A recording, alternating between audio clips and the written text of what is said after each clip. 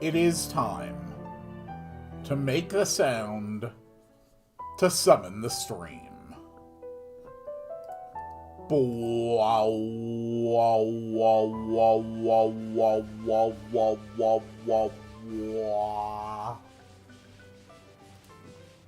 Greetings, dear viewers.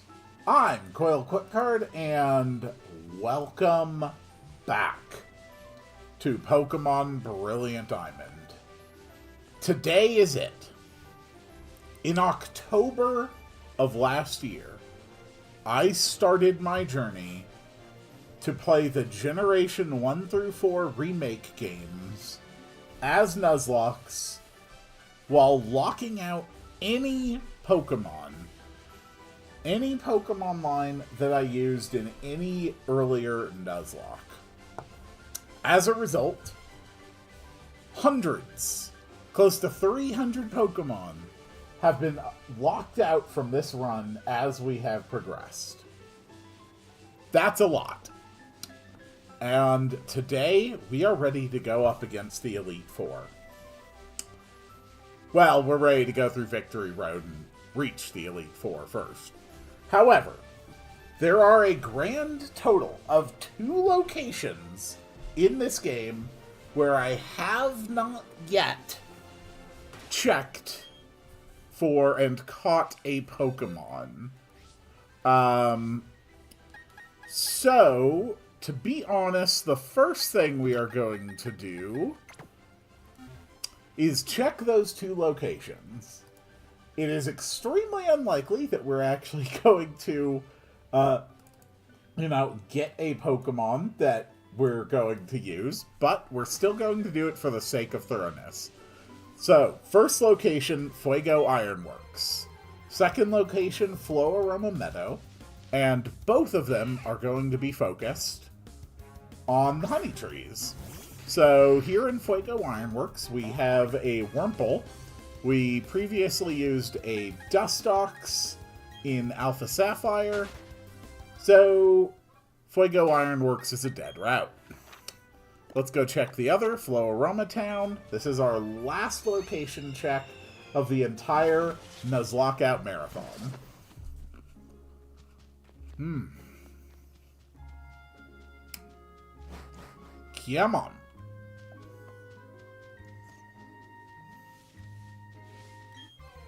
Here we go. Oh, yes, the chat. Thank you. Oh, it's actually a Combee. That actually is something that we can... There we go. Okay. Chat set to live.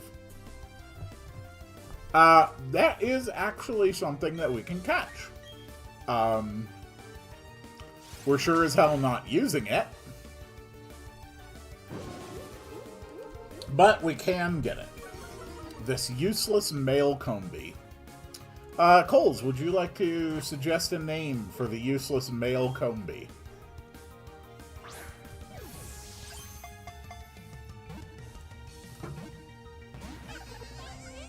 Really? Okay. Okay, I see how it is. You want to actually play games with the balls today, huh? Especially a male one, so name it Danny. Alright, got it. So, I should make this very clear. Despite all of my preparations, despite having now grinded up my entire Elite Four team to level 60, despite preparing Ultimate Stall, Blissey, and Togekiss. Honestly, Cole, get over it. Despite those preparations, there is a very, very genuine chance that we lose today. The Brilliant Diamond Elite Four are insane. They are very, very powerful. Quite possibly the strongest Elite Four in the entire series. Any one of them if I'm very unlucky or if I screw up an input, could potentially manage to wipe our entire team. So let's take a look at who our team is going to be. We've got Joseph the Dialga, which actually has a timid nature, which is awesome. Running Dragon Pulse, Flash Cannon, Ice Beam, and Aura Sphere. Dialga is mid. If you can look at this list and tell me the thing that is going to be a better choice than Dialga, you are welcome to attempt it. We've got Togekiss, who has a jolly nature. Not entirely great, but it does have Serene Grace, which is good. So it is running the Paraflinch set that is actually banned. Air Slash, Roost, Double Team, and Thunder Wave. Once this thing has you paralyzed, you're basically screwed. Also, great to have you here, Doctor. We've got Infernape, which actually has a plus attack nature. It's okay. It's got Flamethrower, Close Combat, Earthquake, which I did also pick up, and Acrobatics, which is going to be huge since I'm not using held items anyway. This is a flying type move with a base power of 110, which is nuts. And finally, Wunderweapon, the Blissey. It has Natural Cure, which is great. And it is running a Stall and Overpower build with Psychic, Calm Mind, Minimize, and Substitute. We are so getting walled by Cynthia's Melodic. We are not. Cynthia's Melodic has no possible way to break a fully stacked up Blissey. In fact, Cynthia is probably the member of the Elite Four I'm the least concerned about, because her Spiritomb has no way of getting past Blissey's defenses, and I can probably set up. Mirror Coat. With Blissey's HP, I don't think that's going to be a problem. I truly don't. And we've got a few extra TMs, so we can swap out Wunderweapon's attacks. We've got Ice Beam. We've got Dazzling Gleam. We've got... Do I have another, like, Thunderbolt and Flamethrower, or should I go grab those? I should go grab those.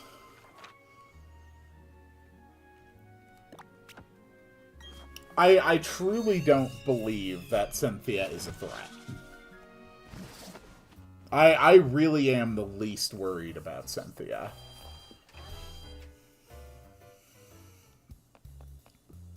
We'll just grab a couple extra TMs, and then we are good to go.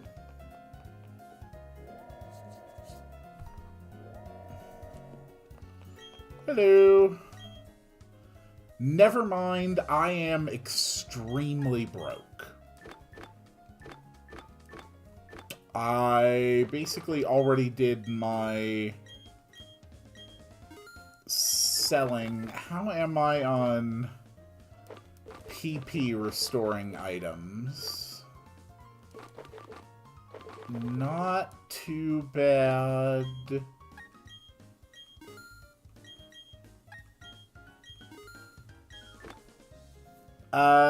X defenses, that's good.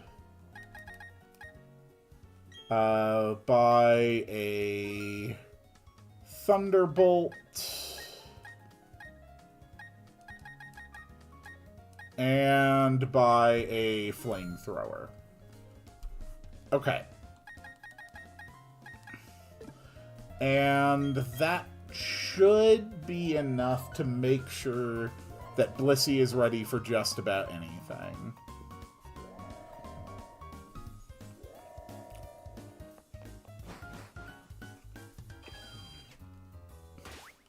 You'll have to excuse me, I'm munching on a few grapes. Very satisfying. And finally, a PP up. Let's see. Who do we want to run that PP up? I already PP maxed Omelet's Air Slash, so that's taken care of.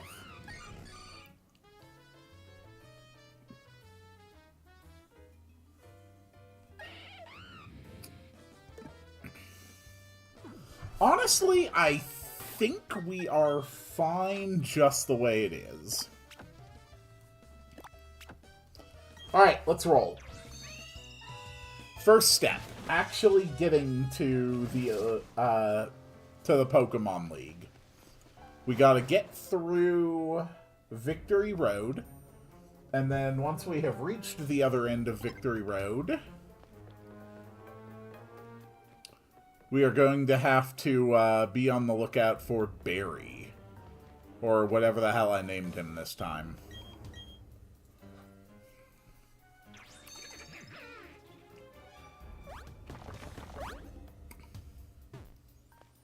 I don't remember the exact route for the Elite Four here.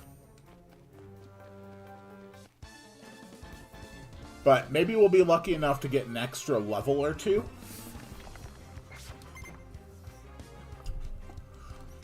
The whole team is level 60 right now. Cynthia's ace is level 66. So even with the whole team at level 60, Cynthia has a Pokemon 10% higher level than us. But this should be utterly sufficient to sweep through Victory Road and Barry. Yorp! That's what I named Barry this time. Yorp. Oh. A Blissey, huh? Have you met my Aura Sphere? Yeah, you have.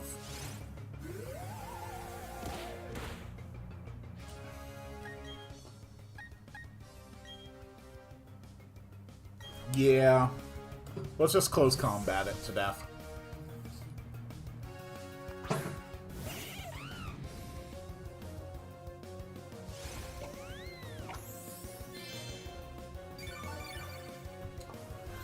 I think in general there's so much focus on the absolute strongest possible ability that you could put onto Megas that people end up feeling disappointed when they get anything else.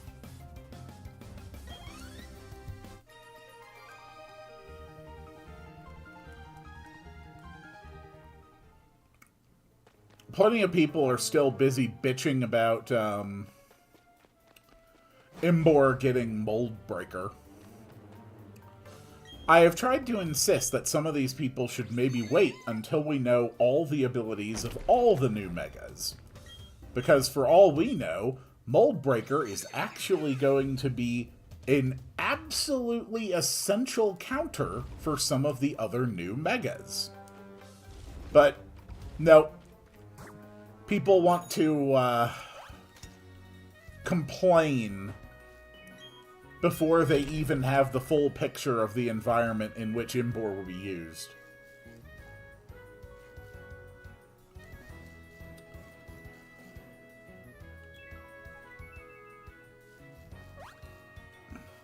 Not every Pokemon needs a new ability.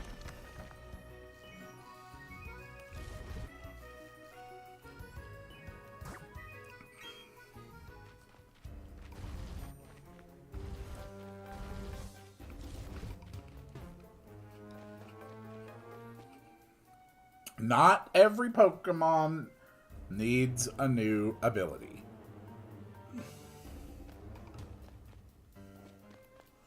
Name one Pokemon that Imbor would be better off having Mold Breaker for. Ugh. I'm not going to strain my brain thinking about it right now. But the concept that such an issue does not exist at all is one that I reject. Again, we don't even have all of the abilities for the other Megas. Okay, do I actually have a way of getting past this from this side? Yes.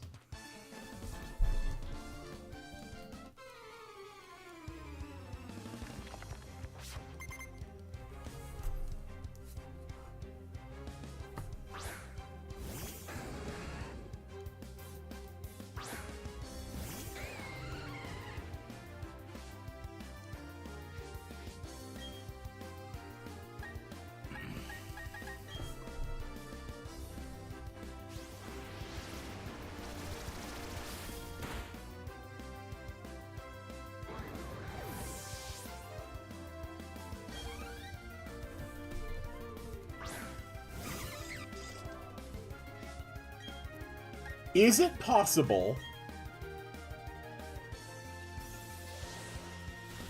Is it possible that Imbor has been completely shafted in giving something that will be utterly useless?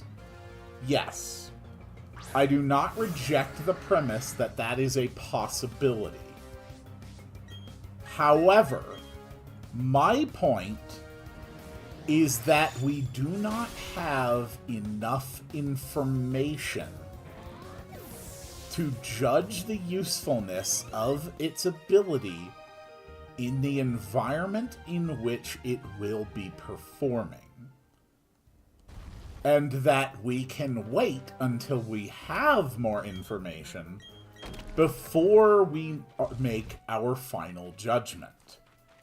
That is my point.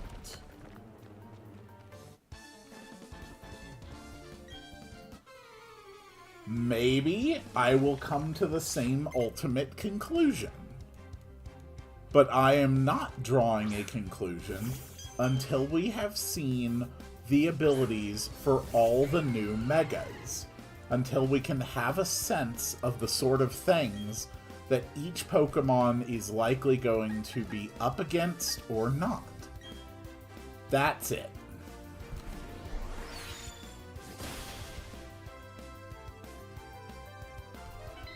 Besides, I'm pretty sure that once we have all of the megas,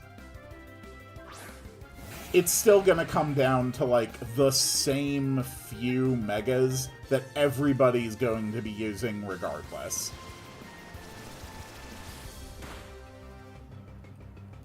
We don't even have any concept yet for how the Z megaforms are going to be represented mechanically in the normal combat systems. For all we know, it's literally just going to end up being every single person running Lucario Z. Because it's just objectively the correct choice.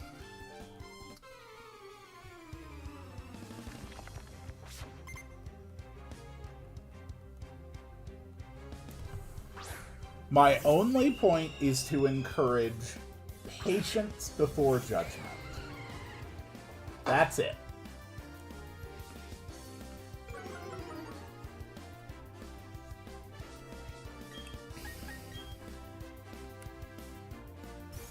For all we know, once we have a full picture of the environment that all the megas are going to be competing against, maybe Meganium's new ability is going to look absolutely useless. Maybe we'll line up a whole bunch of other new mega abilities and be like, wow, congratulations, this is useless against every new thing.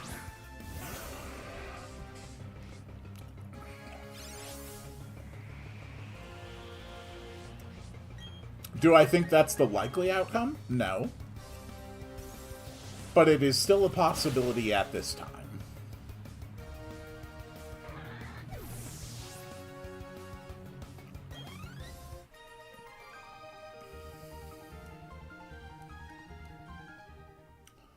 I think it is important to be able to draw the line between our assumptions and our knowledge. And that in places where we have more assumptions than we have knowledge, that we can be comfortable saying, I do not know yet. And having that simply be our conclusion for a time.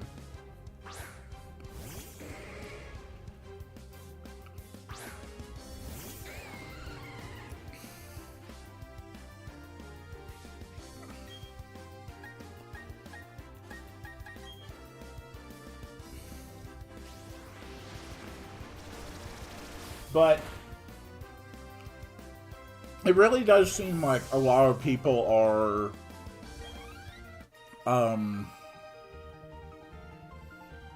not only choosing not to wait until we have more information, but I've actually encountered a number of people who seem to act as though my suggestion that being patient is itself somehow offensive or ignorant or traitorous. I am talking about principle. I do understand, Cole, that you approach that from a different perspective. I can't speak to that as much, simply because it's not a perspective I agree with necessarily. I don't approach it from the perspective that some kind of covenant has been violated.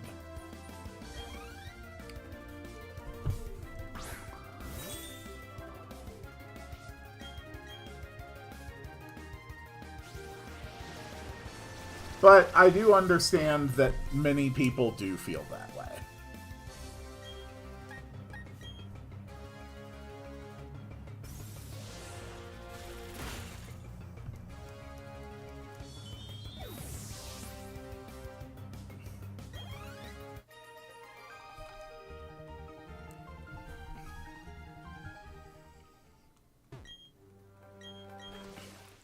I've just... Is this maybe it? I've been around a while. I'm 38 years old. And time after time after time,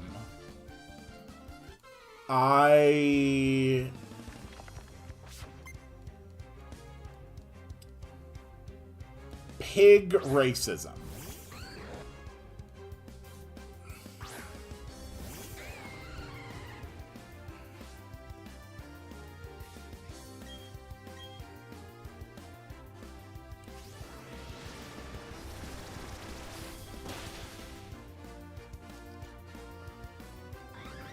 Admittedly, Imbor being the third firefighter starting in a row was not good. That I think we can all agree was a genuine failure of design choice. I would completely agree with that perspective. But I would also point out that happened, I think, more than 15 years ago. I think, when was Black and White?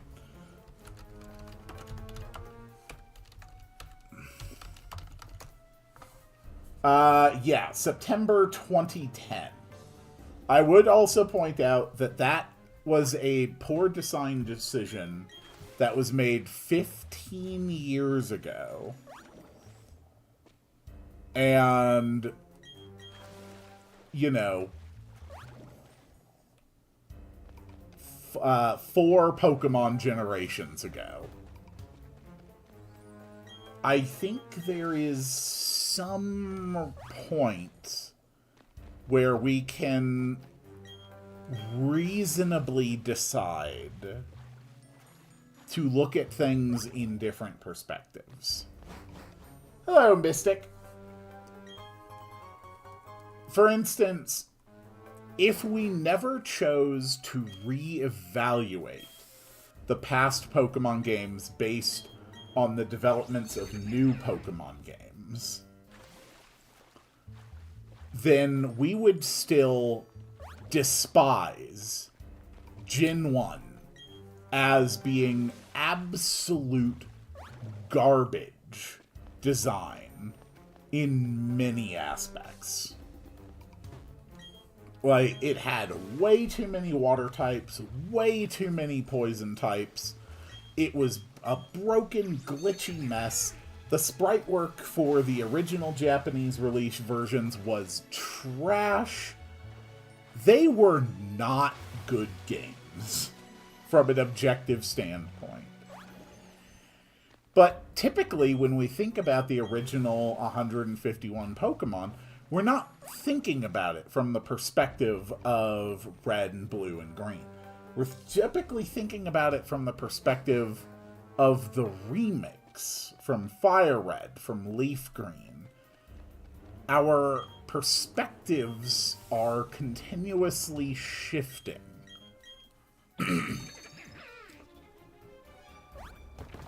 Jokes aside, though, Mega Embor is going to be insanely hard to deal with for Mono Ghost Team. Yeah, there are actually going to be a lot of things that Mega Embor is going to be good against, and a lot of things it's not. I hate this Victory Road. What do you think I can do with Sandy Shocks?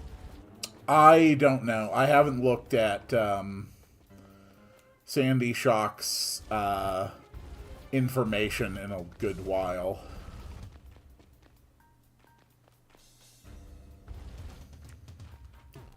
I really can't say that. Sucker Punch is annoying. Sucker Punch is why I truly believe that Blissey is going to completely sweep Cynthia. I truly believe it is because her Spiritomb has Sucker Punch. Which is going to be completely useless while I set up. Okay, double battle. Let's actually let Reginald and Joseph do this. Also, take a look at this. Because I put these 4 Pokemon into some ball capsules. So they get some nice particle effects when I send them out. Go, particle effects! There we go. Less than half a second of particle effects for the ball capsule feature. Alright, Whiscash, I don't like that. How do I want to deal with that? This is actually relatively concerning. The biggest things I would worry about it using would be Surf and Earthquake, both of which would have their powers cut in half. Let's just go for Acrobatics.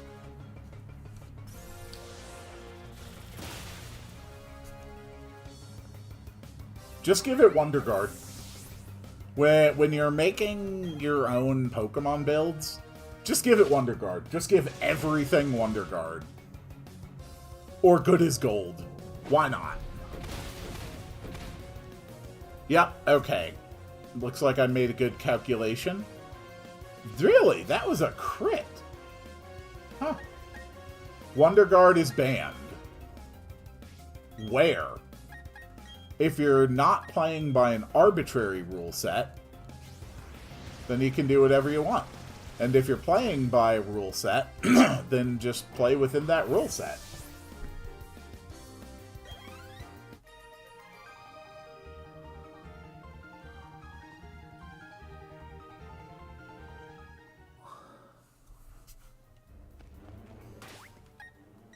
Magic Bounce, that's a good one.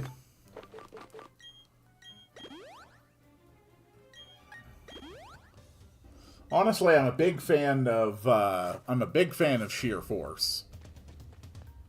I think Sheer Force is a fantastic one.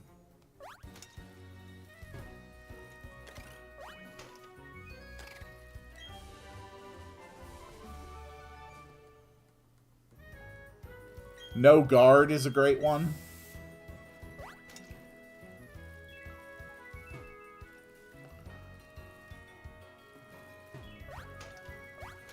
Okay. How the hell do I navigate this Victory Road?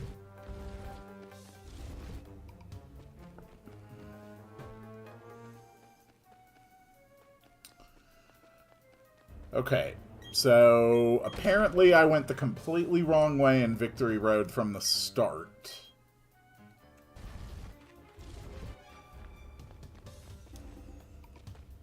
So that's kind of annoying.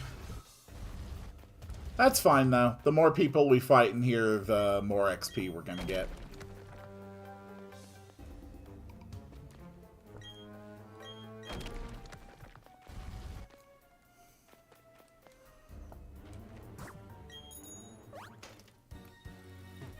God damn it.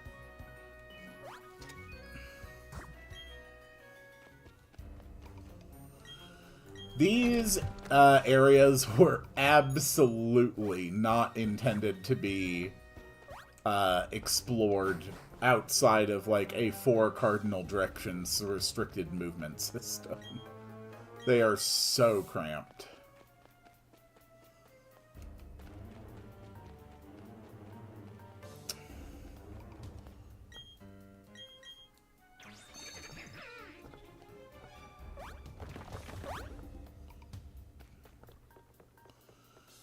Okay, that's not the way to go.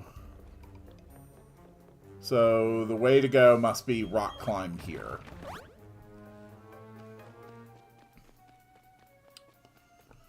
That is not the way to go. How am I getting stymied by Victory Road?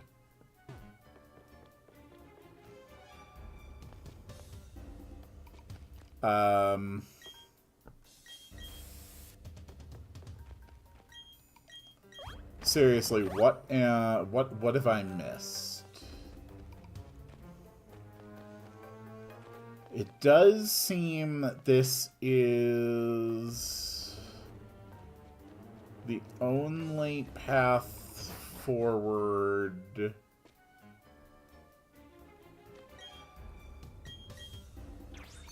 So what am I missing?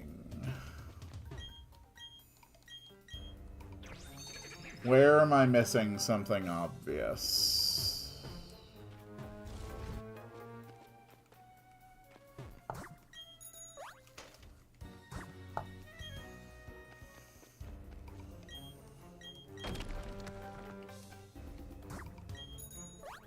Okay, so that path does not actually go to anywhere and doesn't lead from anywhere.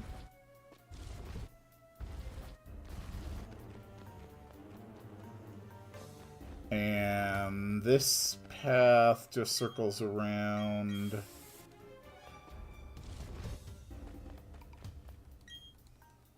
I'm gonna burn through all of my super repels before I'm out of Victory Road. That is very annoying.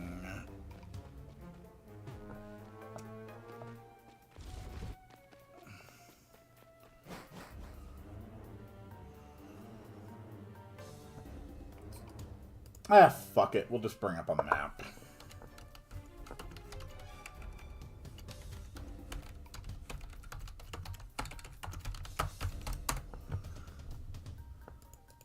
I don't have the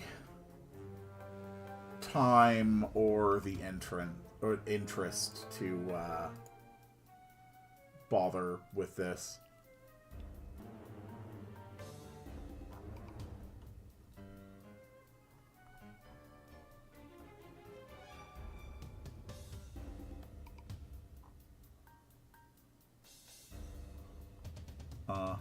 Here we go. Map. Alright, that's Pokemon Lead exit, which goes here. Clayton.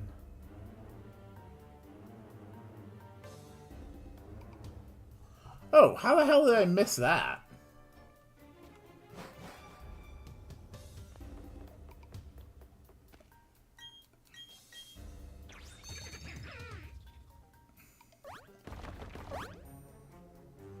I don't know how I ever missed that.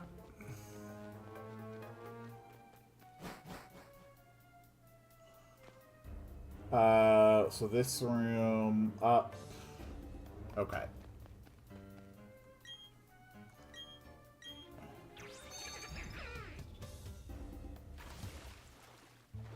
See, well, now I just feel silly because the answer has been exceedingly obvious the entire time.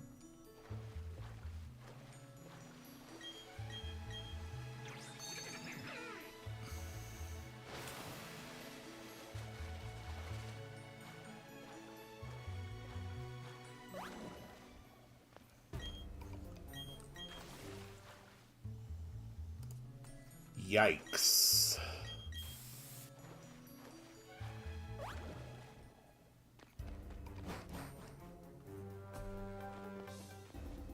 Okay. Perfect.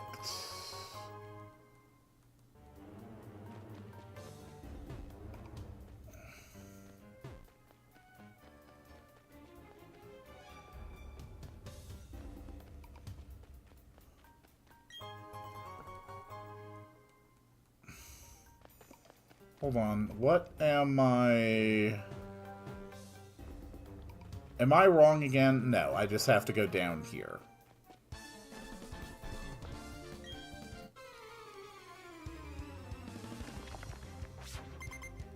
There we go.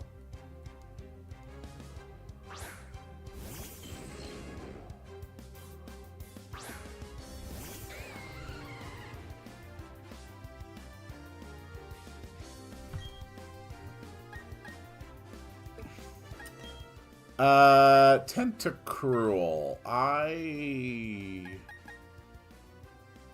don't really have much that is good against Tentacruel.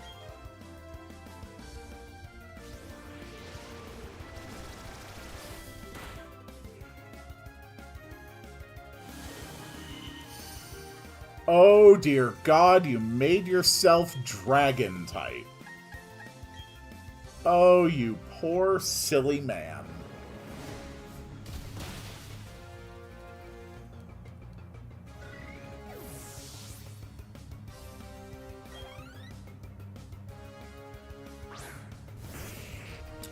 Hello, Golem.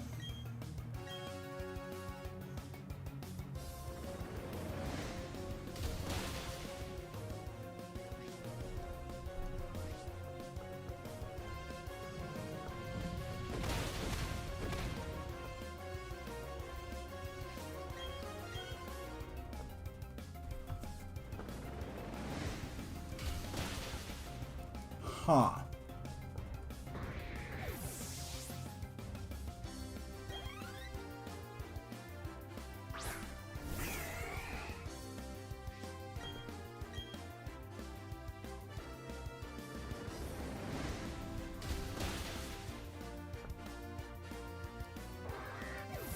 Interesting. Alright, veteran Edgar has been beaten.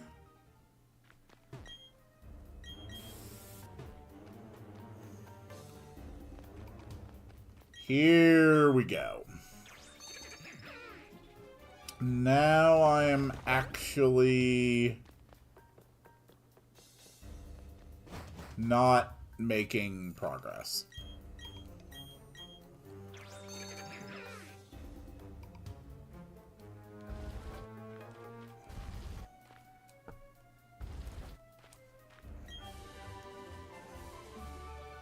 Dark Pulse, that's pretty good.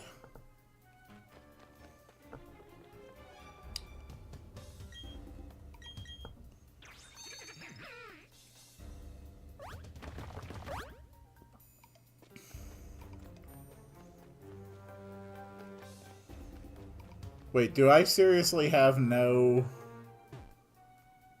access to the exit from here? God damn it.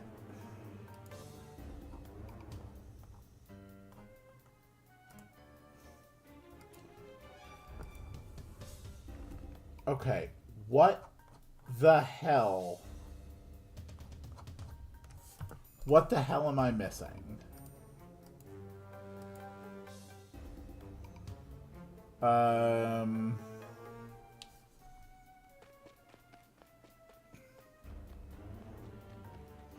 No, how do...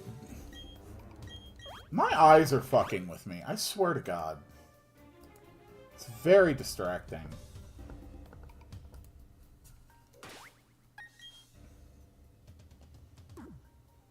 We got a Dragon Trainer. Screw it. Dialga will be fine.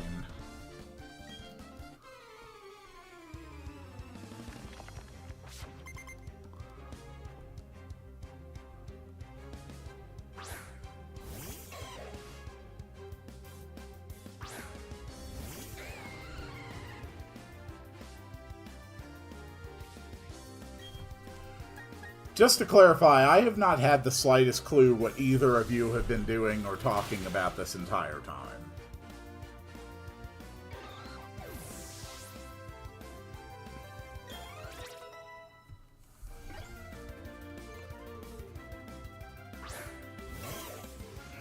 Hello, Gibble.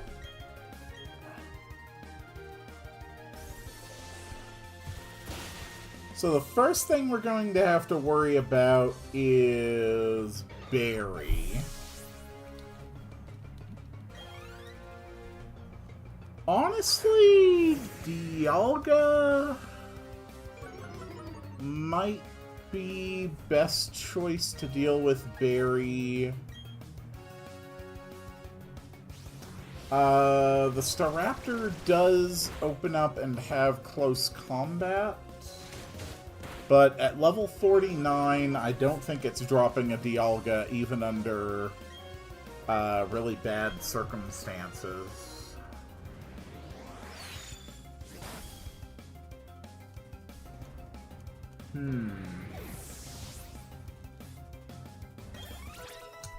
Can I get Thunderbolt on Dialga? And if I can get Thunderbolt, is it worth replacing Flash Cannon? That would lose me a stab, but there's not much that Flash Cannon is going to be super effective against in the Elite Four. There's like a Pseudo-Wudo and a Golem.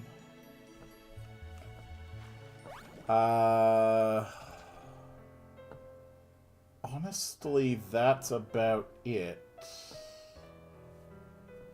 Is there anything Flash Cannon is going to be a better neutral option against than Dragon Pulse?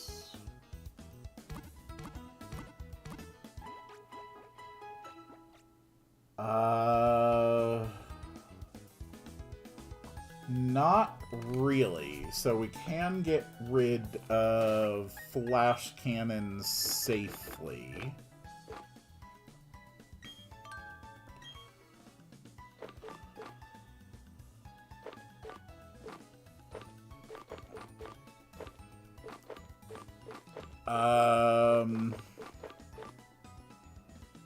Dialga can learn Flamethrower. Dialga can learn Thunderbolt.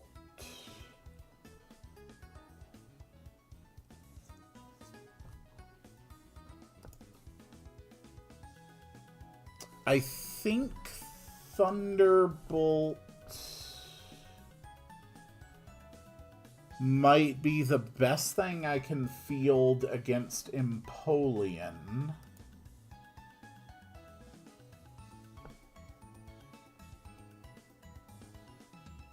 Beyond that, it doesn't do much, but I still feel safe getting rid of Flash Cannon.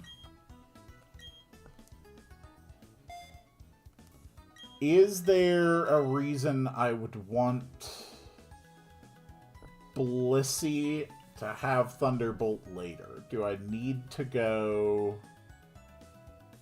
grab another Thunderbolt?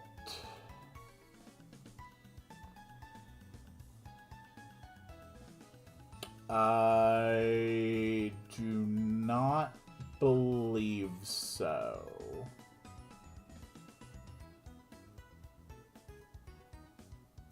That should be fine. Okay.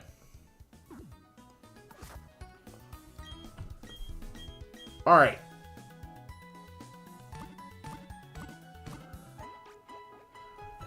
Then, just one last thing before the Elite Four. Barry, also known as York. Alright, here we go. Elite Four warm-up.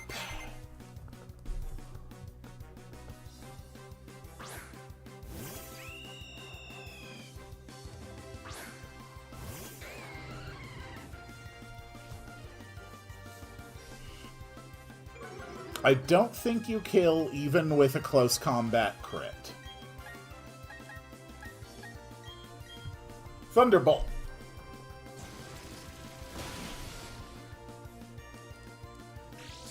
Okay, you're running Focus Sash.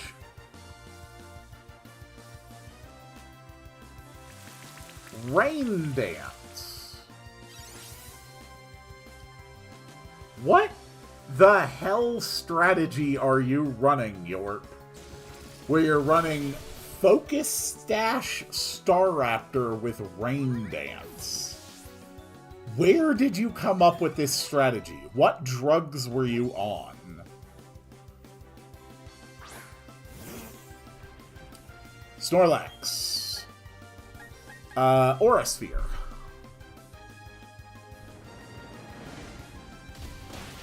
Good.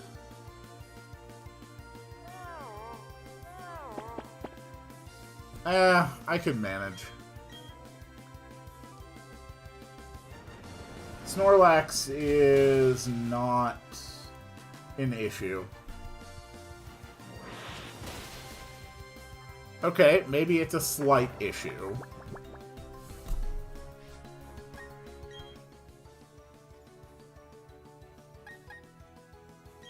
Omelet.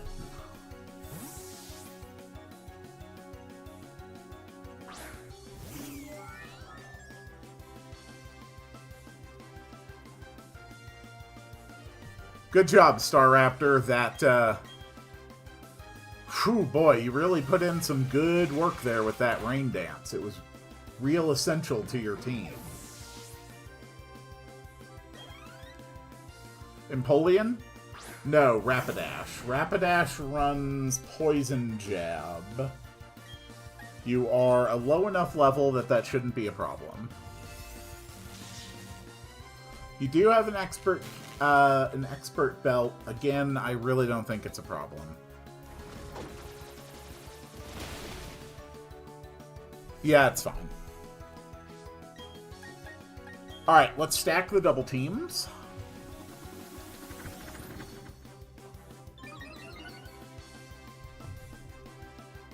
Okay. And double team.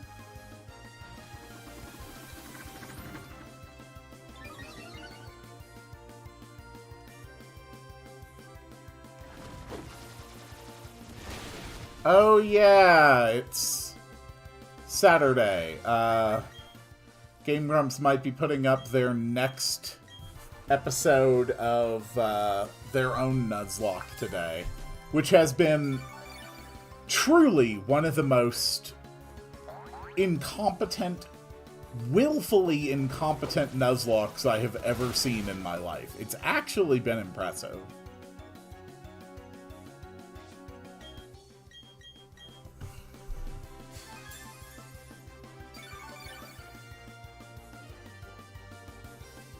Please don't actually hit me with another Poison Jab.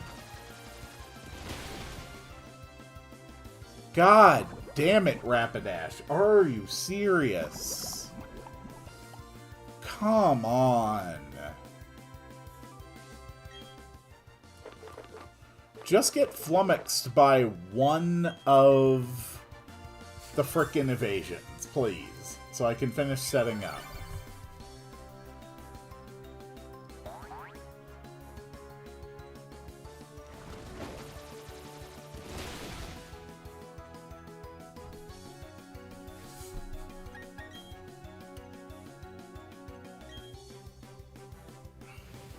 Okay, +3 evasion.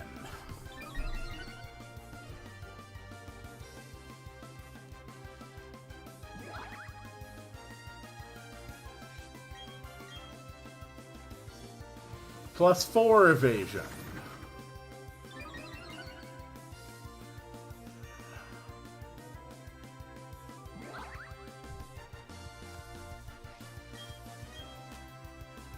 +5 evasion.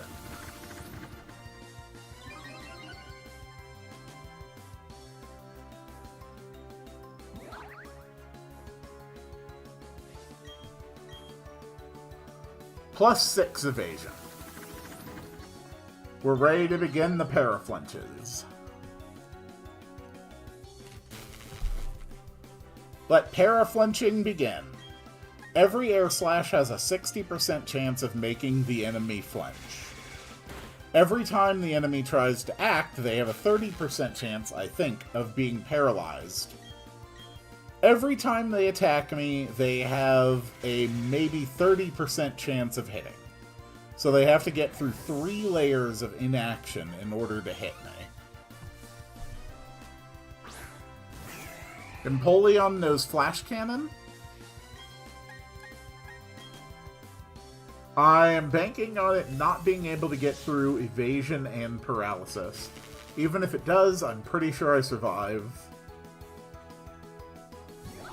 Perfect. Air Slash is less effective, but that doesn't matter because we can just whittle it down slowly.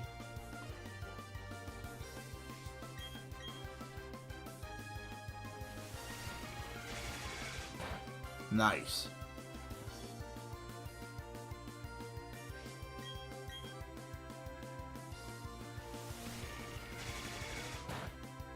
Uh-huh.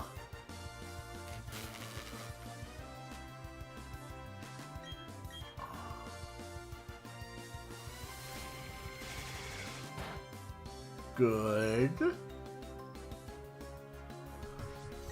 And this is why the Paraflinch Togekiss is frowned upon. Because it can do this over and over and over and over. And I'm not even running held items. Now imagine this Paraflinch Togekiss, except it's holding leftovers. It's actually obscene how effective it is. Like, with just a little bit of luck and enough PP items, this Togekiss could potentially solo the entire Elite Four. That's how busted it is. I am not going to be stupid enough to try and have it solo the entire Elite Four, because I do not believe I would be that lucky.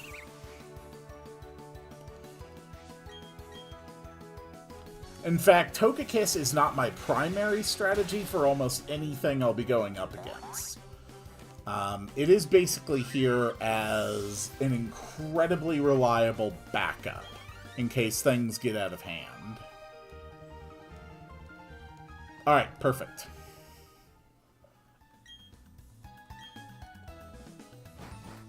Let's grab a few items. I want 10 full restores. I've got plenty of stat recovering items. I've got 10 full heals in case I need to restore an ability and confusion. 15 max potions. Let's actually buy another 5 of those.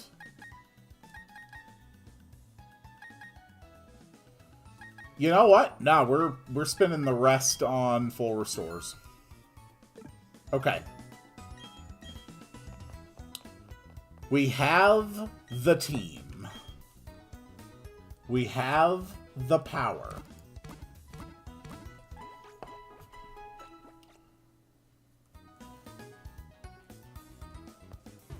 Okay. We're going to have Reginald take point.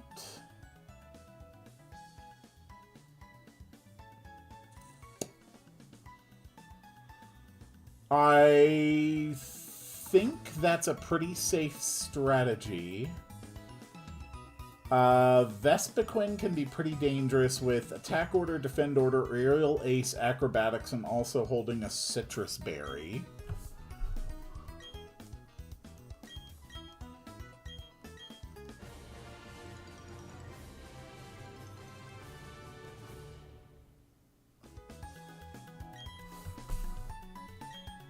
I'm wondering...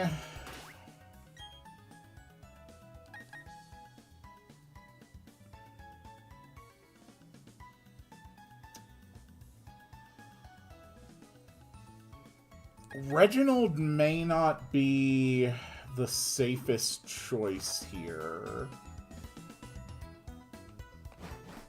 But we're going to risk it. Alright. No turning back. We win, or we have to play Brilliant Diamond all over again.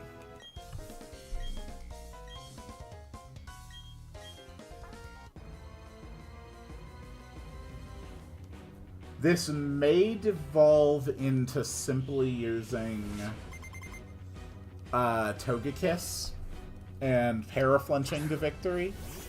It's really going to depend on how much damage Reginald is putting out. Reginald is relying on Flamethrower for their fire, so if this doesn't kill, it's probably going to put up Light Screen.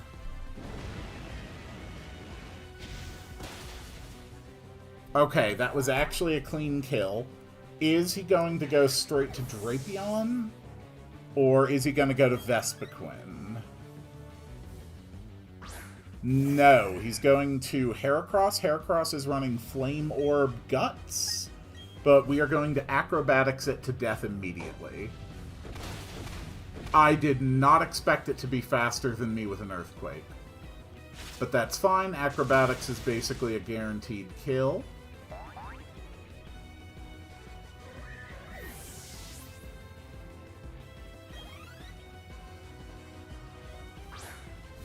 Beautifly has Psychic, Quiver Dance, Bug Buzz, and Shadow Ball. So Joseph basically hard walls it. And Joseph pretty effectively hard walls the rest of his team as well, excluding Drapion's Earthquake. And when we're fighting Drapion, it's holding a scope lens and has the sniper ability. So we basically have to go into that fight under the assumption that everything it does will crit. So we need to end that fight quickly. Vespiquen... I don't even know who we could switch to safely for Drapion, if I'm being honest. Are you going to open with boosts, or what is your strategy? Yep, there's your Citrus Berry. Your Acrobatics is now powered up. And you're starting with Attack Order, which is not a threat. That was a crit.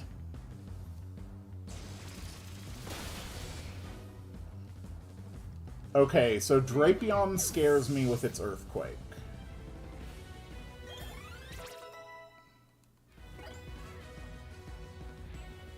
Hold on. Hold on, hold on, hold on.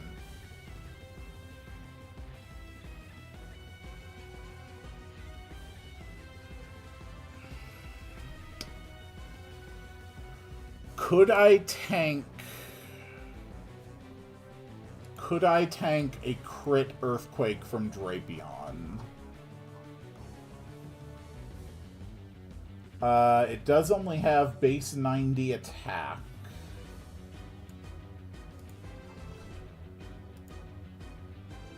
And Dialga is running 120 defense. In my judgment, it is safe to go for an attack.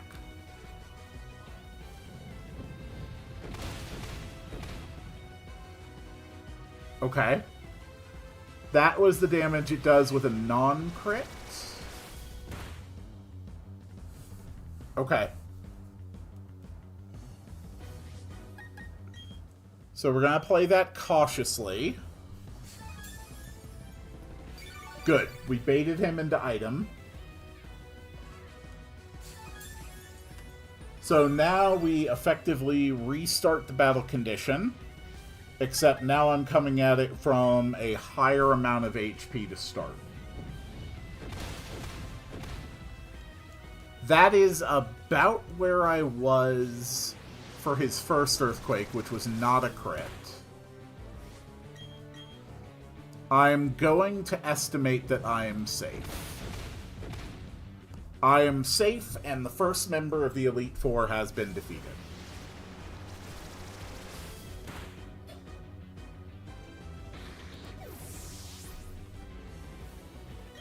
Okay.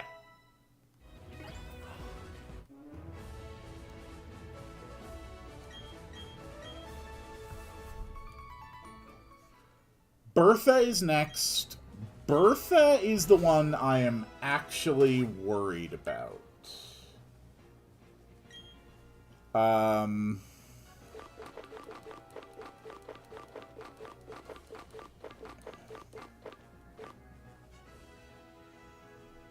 Okay.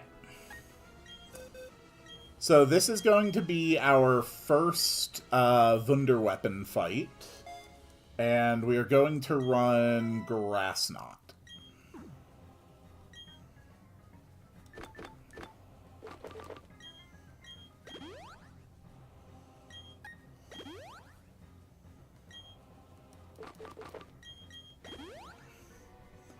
Joseph and Reginald are topped off.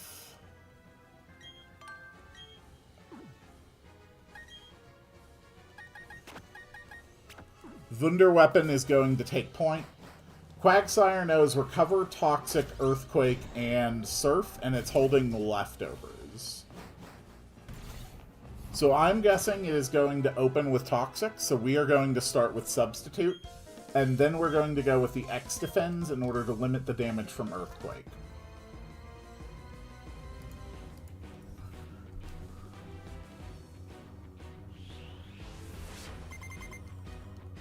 I think unless I really screw up something, Wunderweapon solos Bertha's entire team.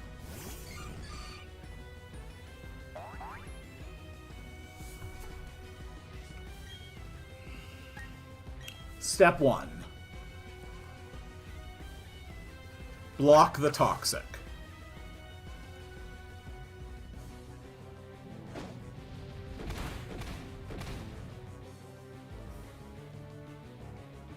Okay.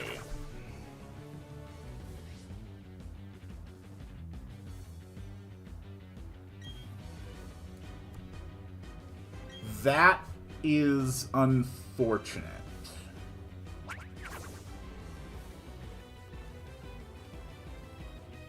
Perfect! Perfect! Okay, you know what? Instead of going straight for the defense, we're going to go for evasion boosting first.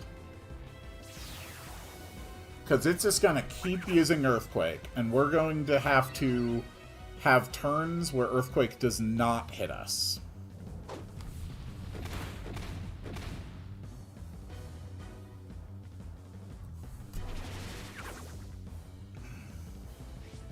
That's fine. Substitute 3.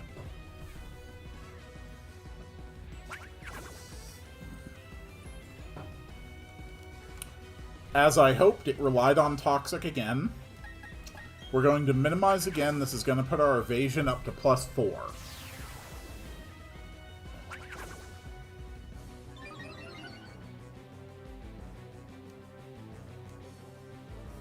Yes! That is perfect. That is perfect.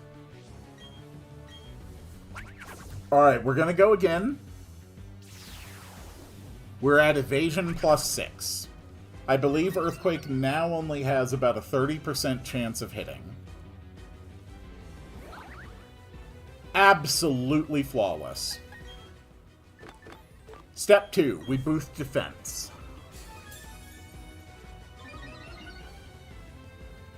We need to make sure that if this breaks the substitute, I have the best possible chance of not dying to an earthquake on the turn I need to use to heal.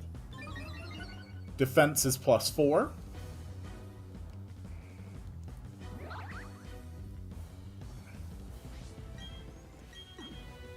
And defense and evasion are now both +6.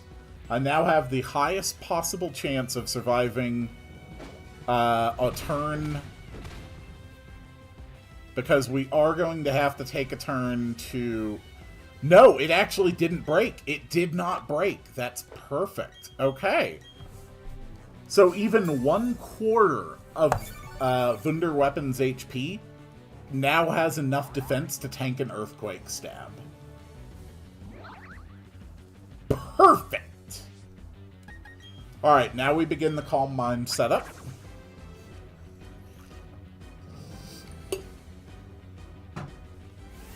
That's Calm Mind 1.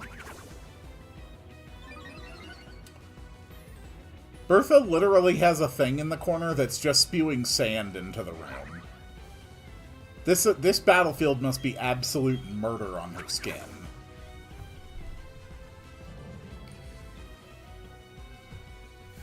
Alright, we're at Calm Mind 2.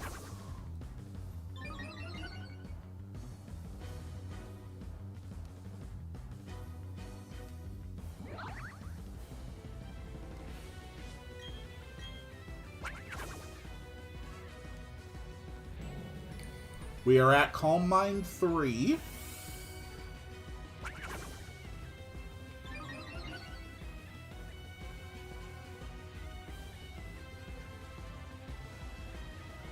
It is now going for Surf.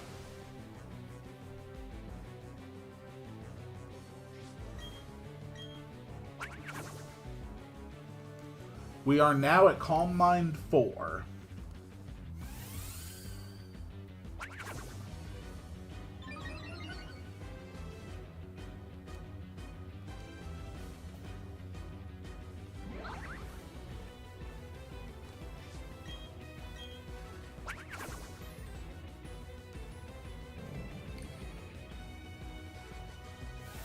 We are now at Calm Mind 5.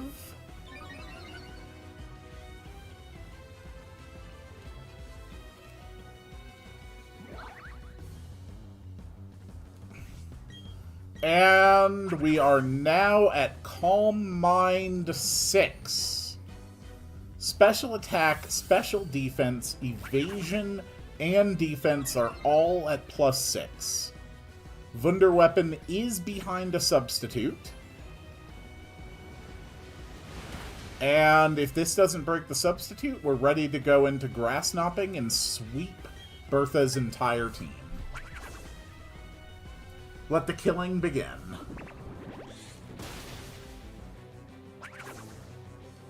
Quagsire explodes.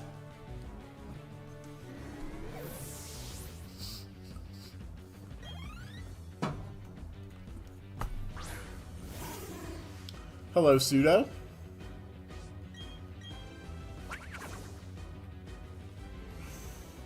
Grass Knot.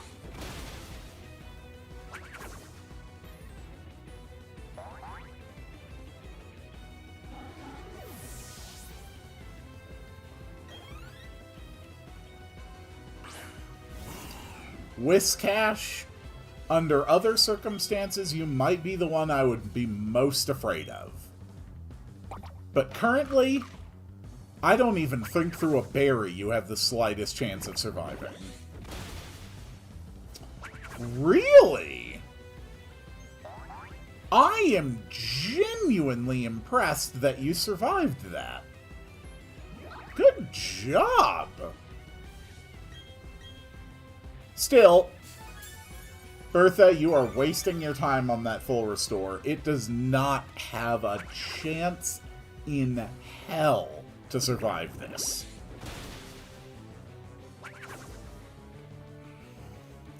Bertha is often the member of this Elite Four who gives me the biggest trouble.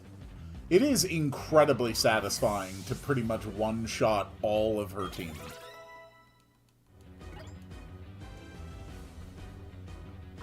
Alright, Golem runs sturdy, so this is not going to be a one-shot. Heavy Slam, really? You actually got in an attack and you were faster than me. Very impressive, actually. Pretty sure we bait another item. Yep. Which means that we have a safe transition.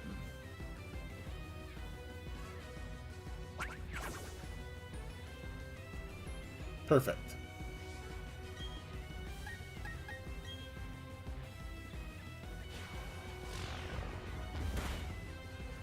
You are just hitting those heavy slams. Is there some other function with this move that I am otherwise unaware of?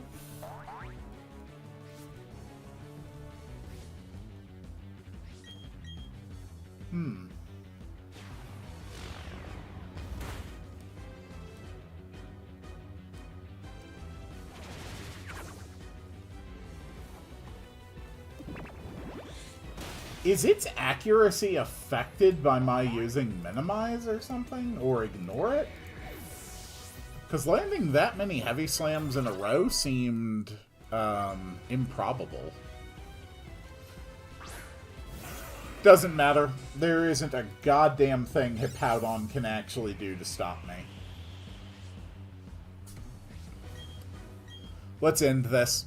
Although you might survive this hit, thanks to your boosted defenses. Nope.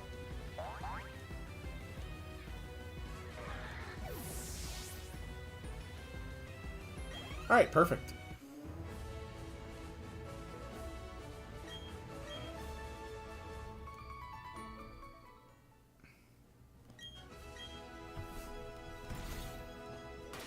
Okay, now Flint.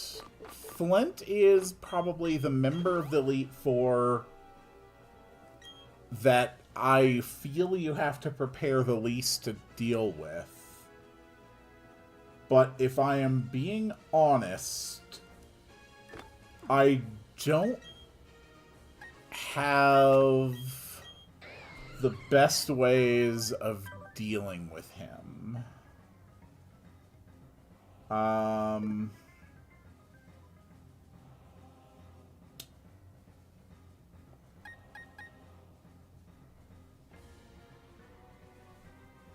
How do I want to approach this?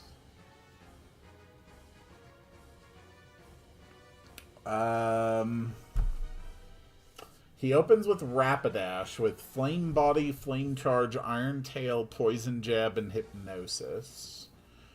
He's got a Life Orb, Steelix, a Citrus Berry, Driftblim, with Strength Stap, Minimize, Baton Pass, and Will-O-Wisp. Okay. So, Driftblim is a major threat. Low Punny with Mirror Coat, High Jump Kick, Quick Attack, and Fire Punch. And Infernape with Fire Punch, Thunder Punch, Close Combat, Mach Punch, and holding a Focus Sash. So whatever strategy I come up with, I have to be able to survive hits.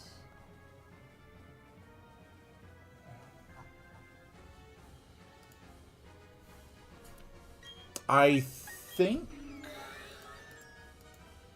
Omelette might be the best choice.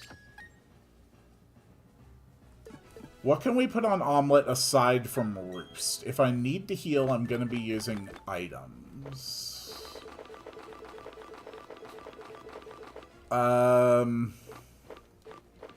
Omelette can learn Dazzling Gleam.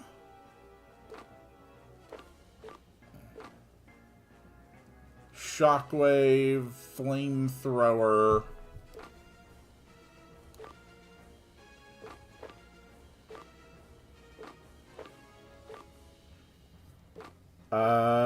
Anything else that's good?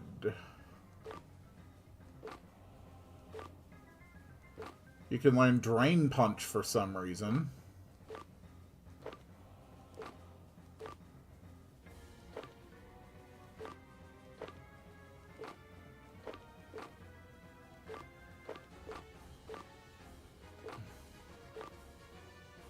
Okay, there's not much.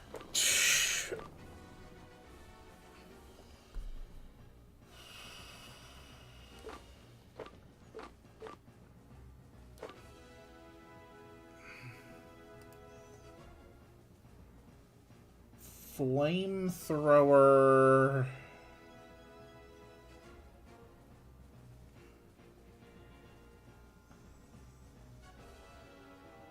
Might be a really good choice.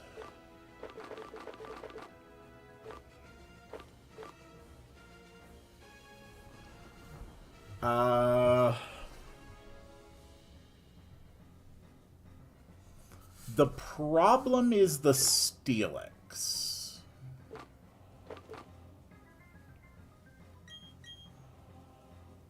The problem is the Steelix.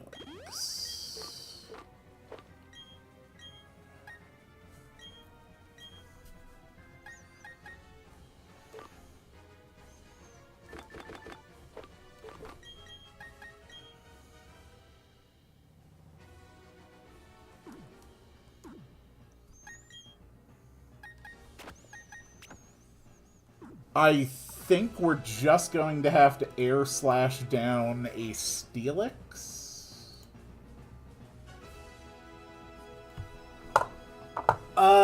Without being able to paralyze it.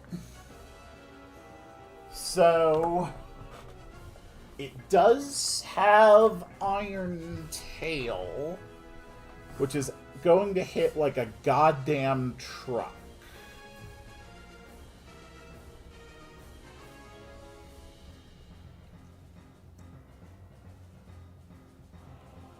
I really don't think we have a better option. And it also means we're going to have to open against Iron Tail, Poison Jab, Rapidash, holding a wide lens. So not the ideal Pokemon to set up against.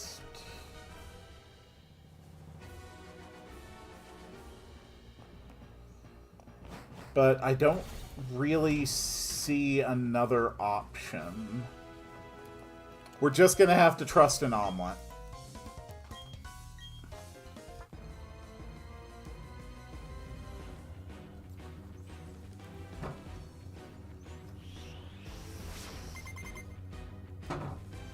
I need to get off the paralysis immediately. And legitimately, we might be playing heal item Hot Potato for a bit. Just until I can build up my double teams. Okay, he actually opened with Hypnosis, which makes this a lot harder to start. God damn it.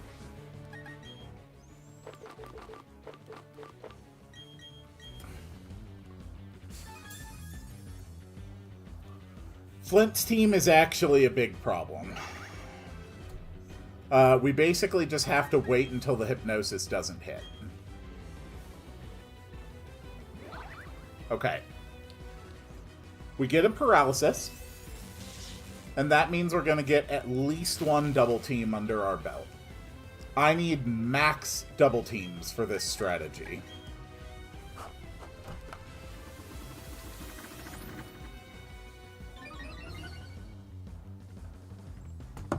Okay. Flame Charge is not a threat. He's trying to boost his speed out of the paralysis drop. Honestly, not a bad strategy. Oh, that actually counters my... That actually would counter my flinch strategy. That's okay. We're at +3 double team. If he gets 3 flame charges, I'm going to switch to air slash.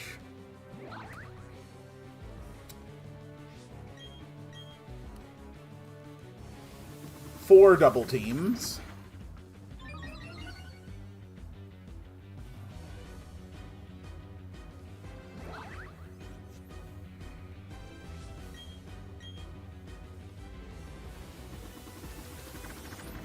Five double teams.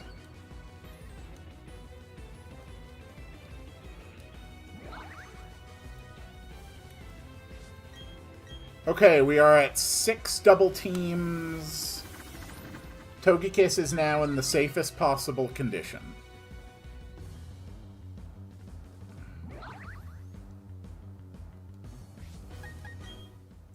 I need to top off.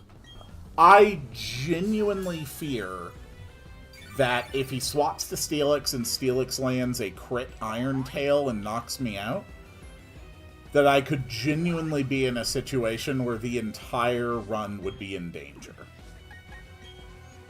Alright, we are topped off. We are at +6 double team. Paralysis is up. We can Paraflinch to death.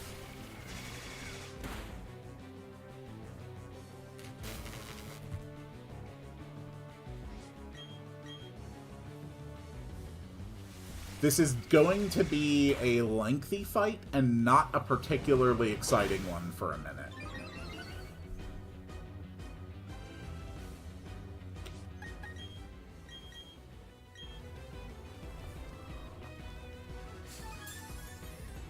But honestly, when you're running 4 Pokemon to take on quite possibly the most powerful Elite Four of the base games,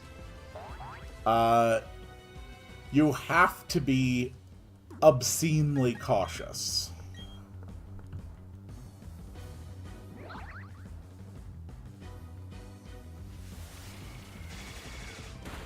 Rapidash actually does have 3 flame charges under its belt now. It now outspeeds me. I can no longer flinch with Air Slash.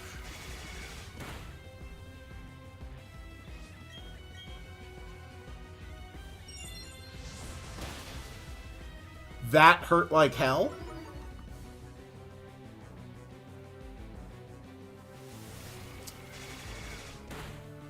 That hurt like hell, and it gave me a defense drop. Okay, hold on.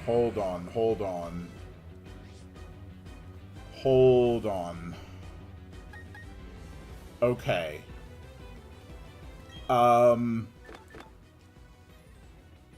We have 6 X defenses. I need 3 of them for Cynthia. Can I go into Lucian with only +4 defense?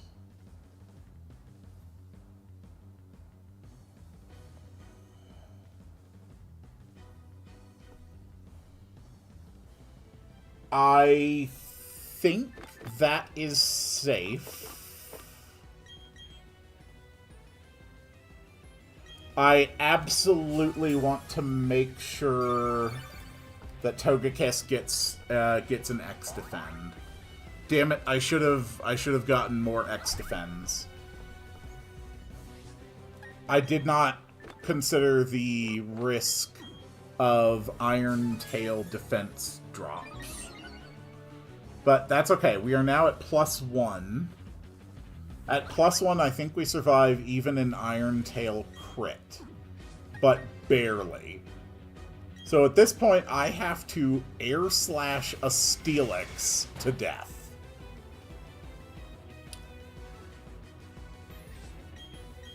And then the rest of the team should be basic Paraflinch strats. I have to make absolutely sure that Drifblim does not get to stack minimizes and then baton past them. That is essentially an instant lose condition. Well, maybe not, but it is a condition under which I can no longer guarantee success. And that makes me nervous.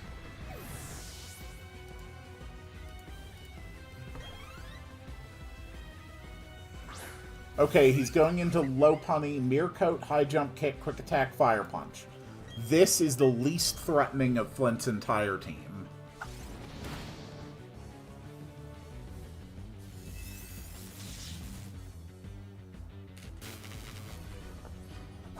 Ugh.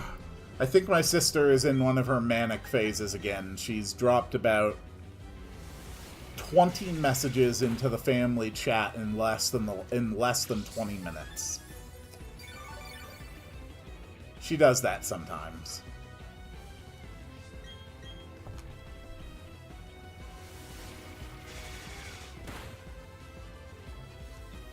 Okay. Good job, Omelet.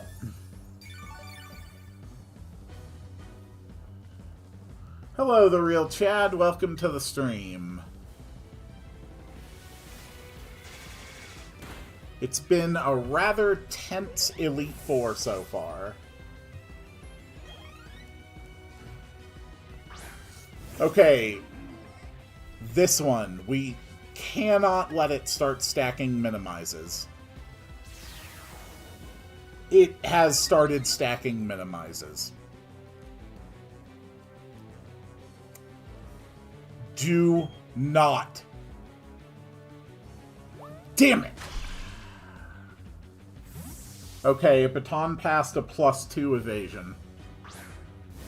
To Infernape, who's actually relatively dangerous.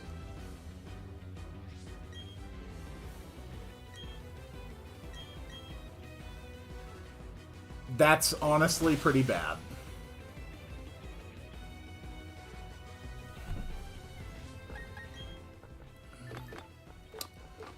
But it's still only at +2.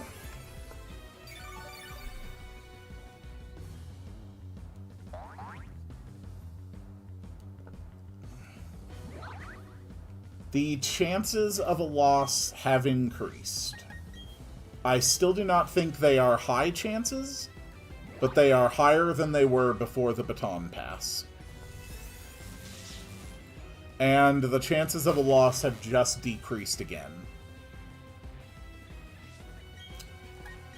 We need to take down this Infernape. We are now in an evasion fight.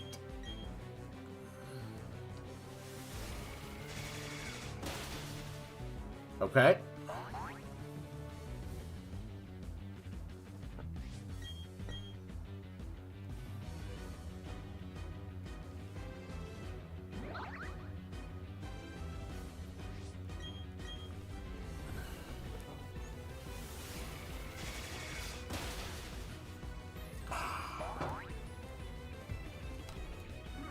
Alright, that one's been dealt with. I believe all that leaves him with is Driftblim.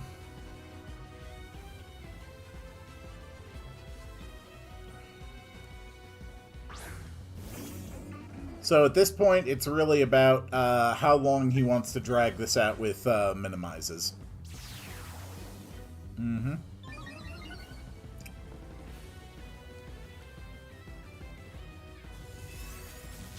Alright, we landed the paralysis. Now we just paraflinch to victory. In theory, now we just paraflinch to victory.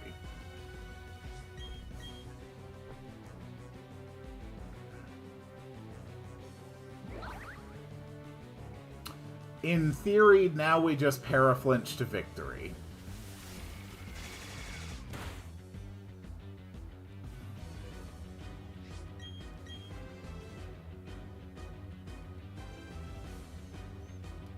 In theory, now we just paraflinch to victory.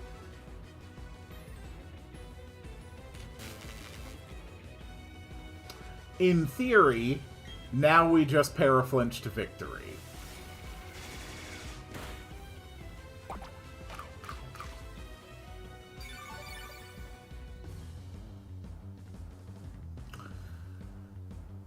In theory, now we just paraflinch to victory.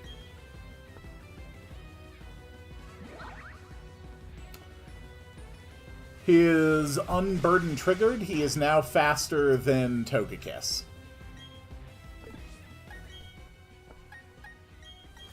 Joseph is going to finish this. In theory, just power flinch to victory. Exactly.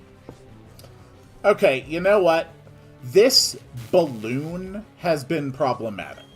So I'm going to use my god of one of the fundamental structures of reality itself.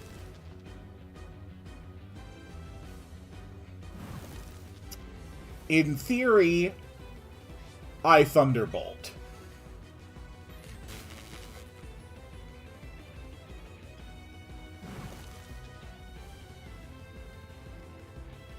In theory, I Thunderbolt.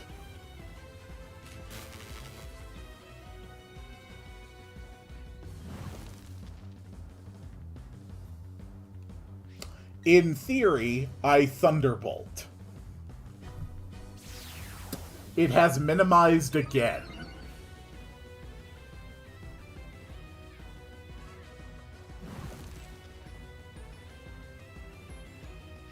In theory, I Thunderbolt. It has minimized again. It is now at +6.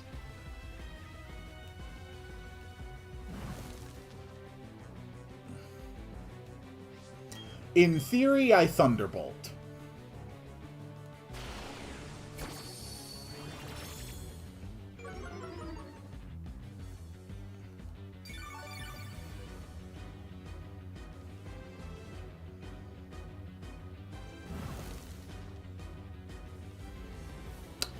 It has also now healed itself.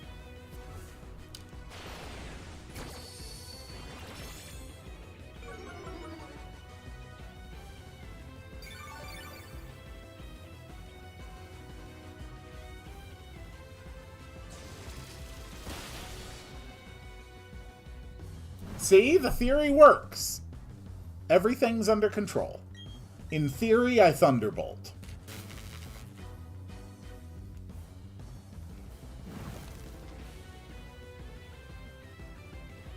In theory, I Thunderbolt.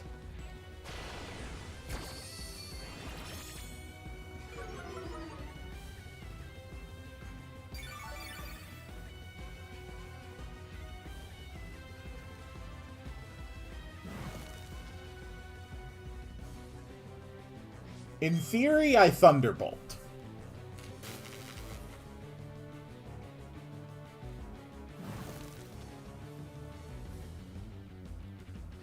In theory, I Thunderbolt.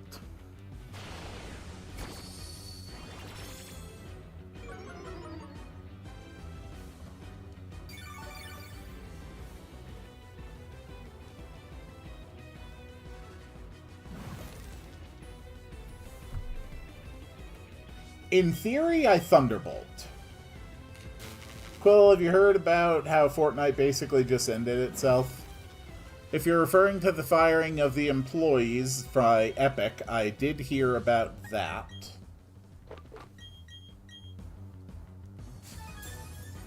I have not read anything demonstrating an analysis that that would essentially mean the death of Fortnite.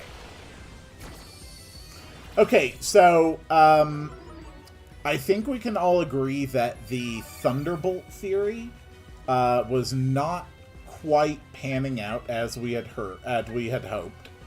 So I think in theory we Ice Beam.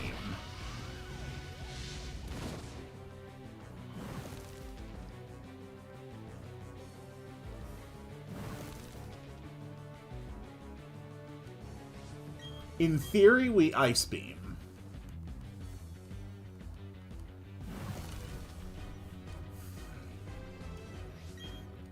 In theory, we Ice Beam.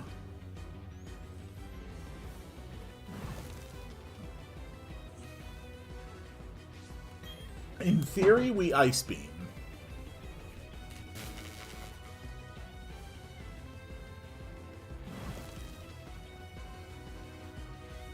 In theory, we Ice Beam.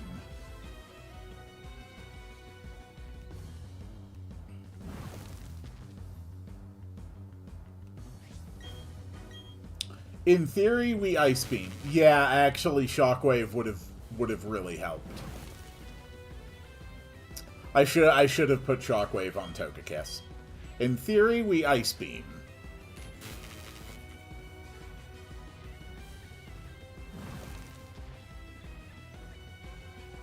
In theory, we Ice Beam.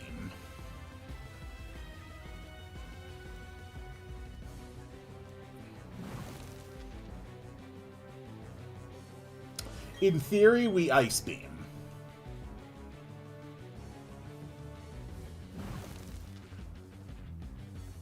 In theory, we Ice Beam.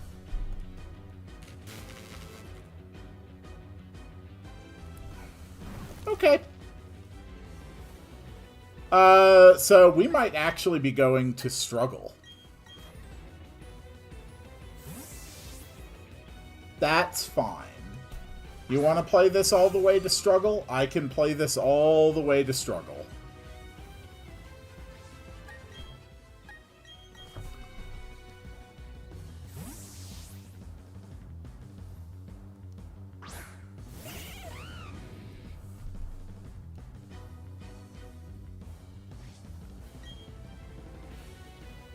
Or, in theory, we acrobatics.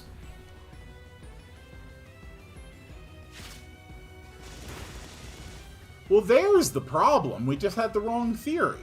In theory, we acrobatics. In theory, we acrobatics.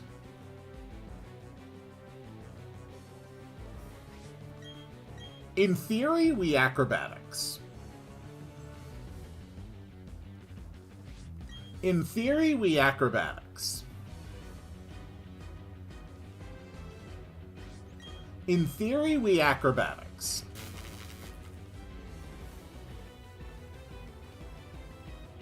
In theory, we acrobatics.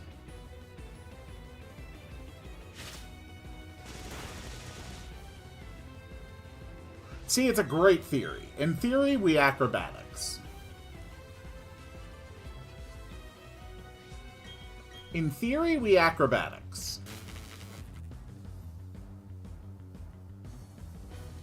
In theory, we acrobatics.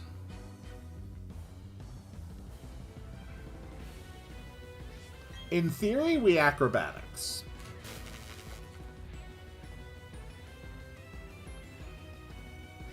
In theory, we acrobatics.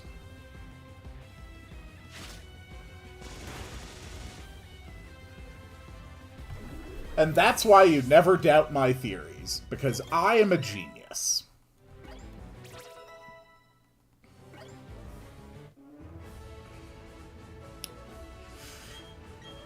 Hey, Flint. Go fuck yourself.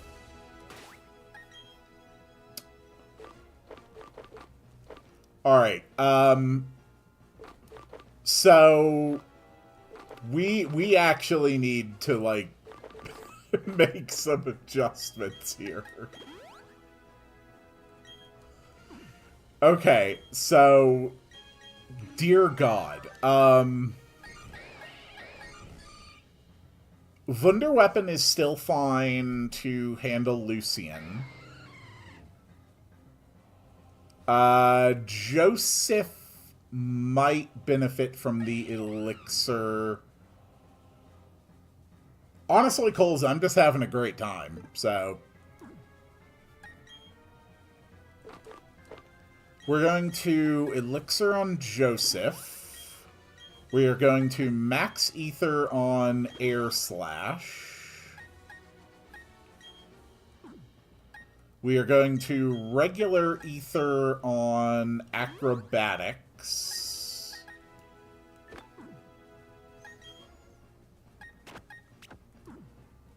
And we are going to swap out Chansey's move for Flamethrower.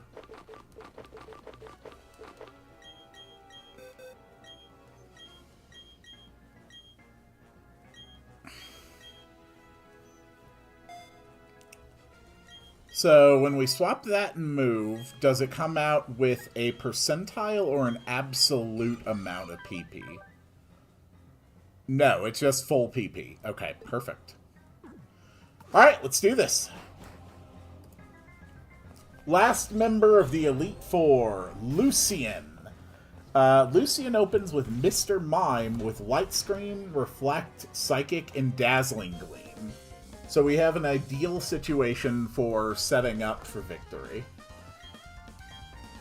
We are going to pop 2 X-Defends, mostly for the Metacham and also for the Bronzong. Their Bronzong is running Levitate, so fire will be fine. Alright, I hope that you all enjoy looking at Mr. Mime, because we're going to be looking at Mr. Mime for the next few minutes. Honestly, my defenses are high enough, and it's probably going to start with screens. We're just going to open with minimizes.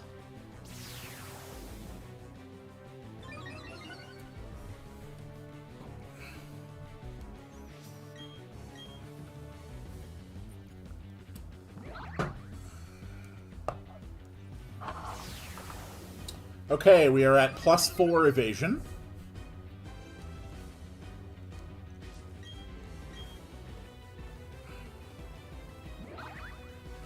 And we are at +6 evasion.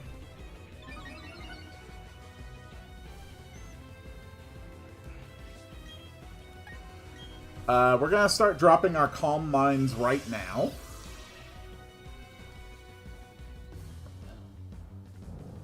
I don't need to worry about setting up behind a substitute. Not for this Pokemon. And this, by the way, is basically going to be a preview of how Cynthia is going to run as well. Because I'm planning on sweeping Cynthia with this exact same strategy of Wunderweapon, Calm Mind, Evasion, Substitute Defense setup sweep. But that time it will be with Dazzling Gleam.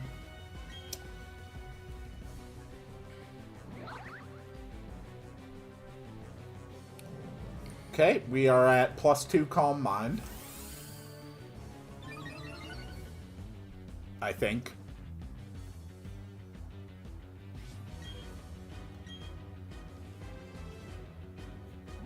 Or that might have just been the first one.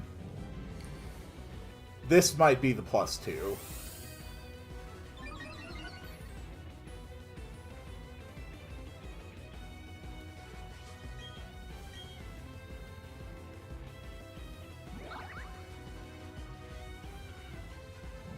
This is the +3. There is definitely an issue when porting any DS or 3DS game to a hardware that does not have 2 screens, though. Okay, it has re-established Light Screen.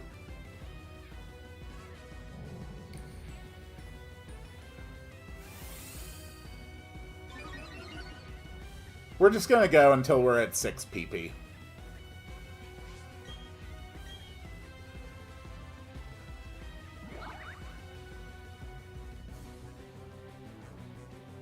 Oh. Well, okay then. Substitute.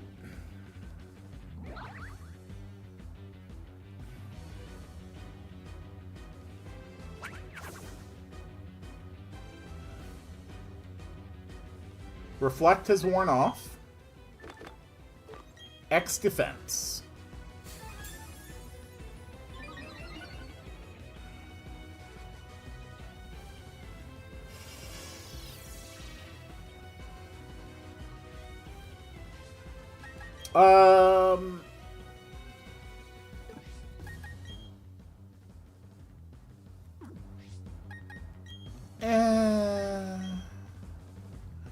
They pretty much made it work in BDSP. I would not agree with that assessment. BDSP has a perfectly fine interface, but the way that they did adapt the bottom screen stuff was atrocious.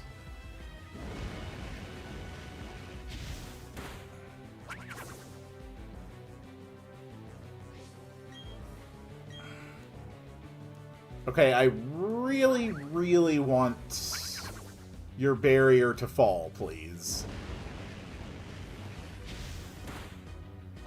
Thank you.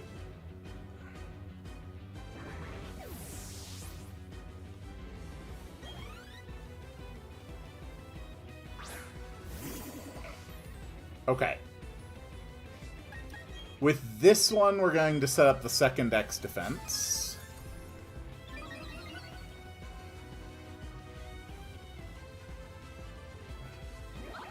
And luckily, it's liable to kill itself with my boosted evasion. Light screen wore off. That's exactly what I wanted. I wanted to make sure we were off Mr. Mime when the light screen wore off. We can Moo Moo Milk to top off our health.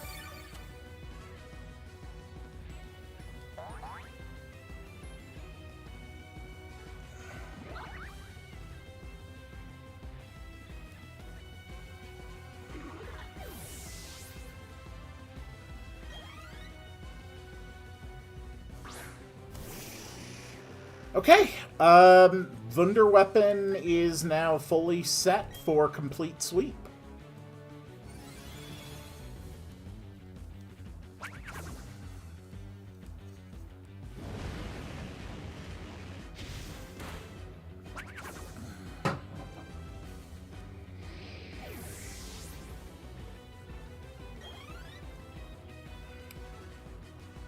And here's Giraffe-a-Rig. That's no threat.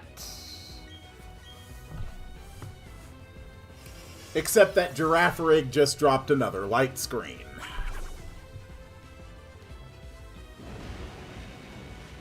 Good thing we have plenty of flamethrowers. We have murdered the butt-face giraffe.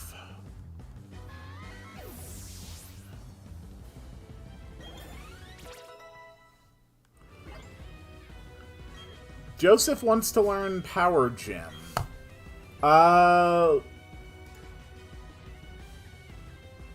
Power Gem legitimately does not help against a single member of Cynthia's team. Now what should I do? You have one goddamn Pokemon. I assume you'll use that one. And now you send out the only member of your team weak to my flamethrower. Even behind a light screen, you might not live this.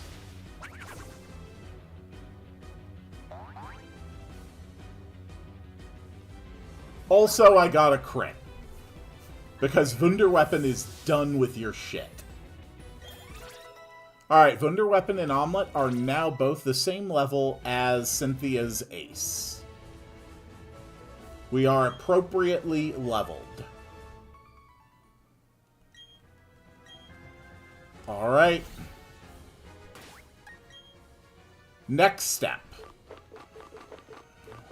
I want Dazzling Gleam on Wunderweapon.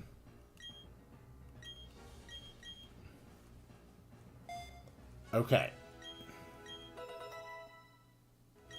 Next, I want PP up on Dazzling Gleam. Next, I want to make damn sure that I am in a position to succeed. Alright, who else could benefit from an ether?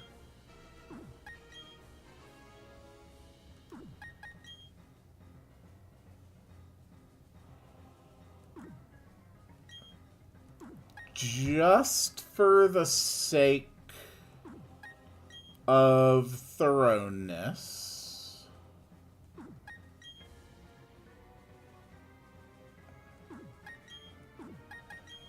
in an absolutely insane situation, double team having more PP is most useful. Okay. It is time.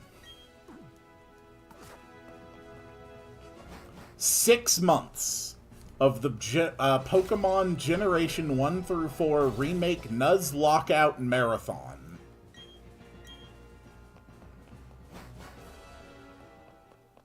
Incredible challenges faced. Great successes. Great victories. Great failures. Difficult losses. And Cole having a number of very complicated feelings regarding Snovers and Magnemites. This has been a hell of a journey. And you know what? I am ready to be done with Pokemon for a while.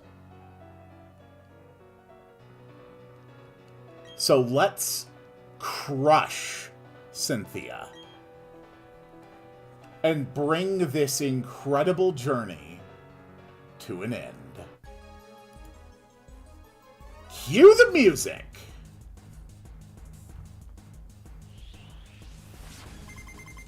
Let's go, lady.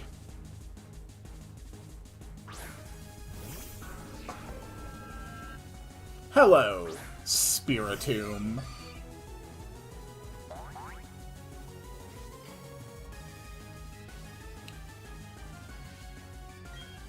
Wunderweapon turned back and nodded in understanding. Let's open it up.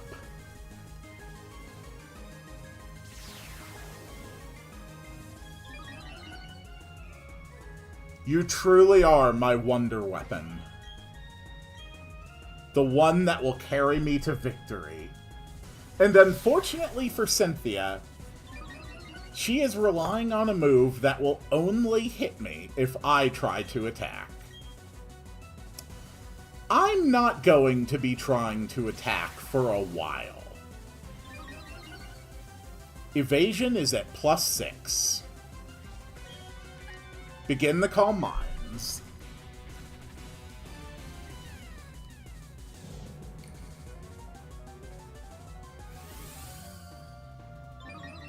I am very probably going to make it out of this fight without Cynthia ever landing a single hit on Wunderweapon.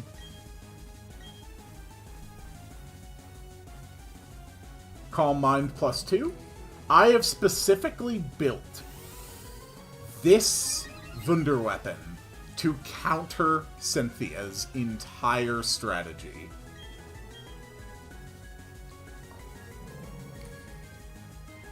We are at Calm Mind +3.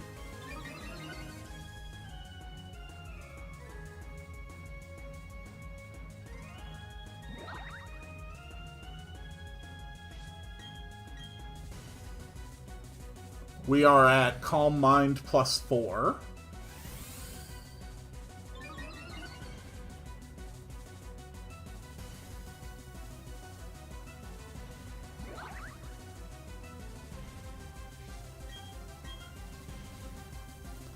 We are at Calm Mind +5.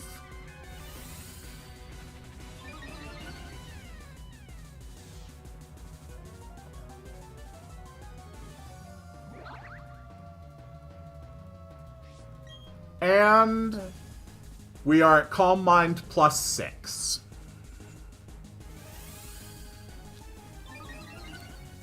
It is time to begin the next part of the strategy.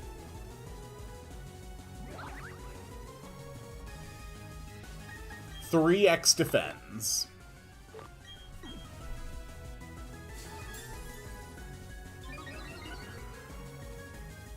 Defense +2.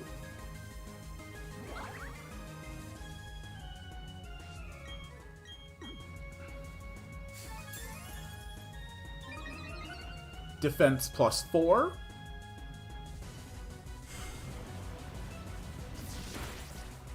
Dark Pulse did 16 damage. Defense +6. Dark Pulse did 16 damage. I have 420 HP.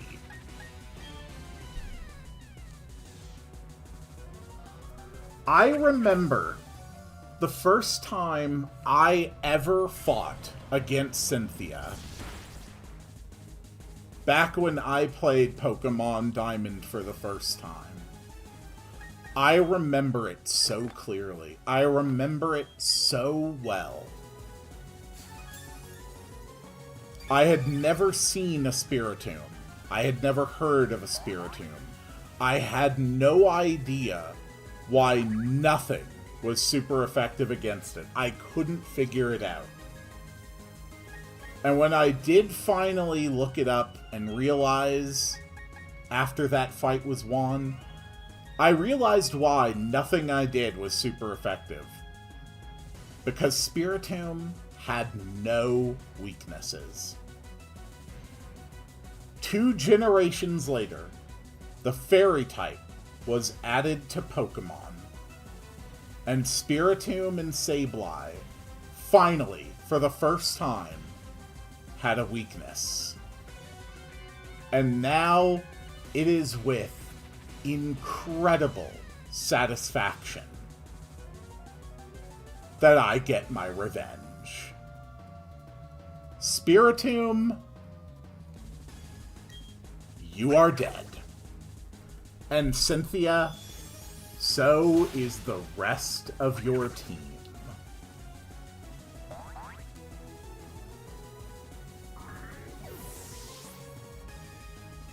Hello, Eggy. Welcome to the finale. We are about to begin our sweep. This is the only Pokemon Cynthia has that can actually put up a little bit with Wunderweapon's power. And its Aura Sphere will always bypass my evasion. Unfortunately, Aura Sphere is special. And I am at +6 special, on top of a decent special defense base. You will not break me. Lucario is down.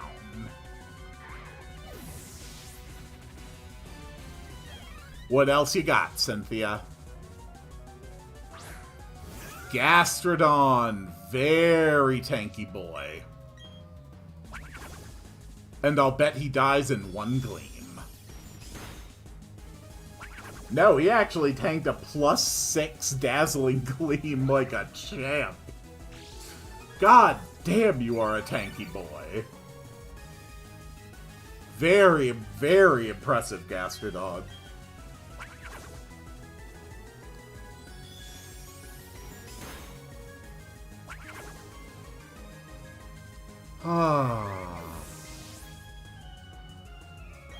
My god, it is satisfying to sweep Cynthia at level. Hello, Roserade. This is going to be not very effective against you. Oh, I don't know. That might be kind of rough. Oof. Oh, god, yeah, actually, you're tanking that way better than I thought. And I've only got 5 left. Ooh.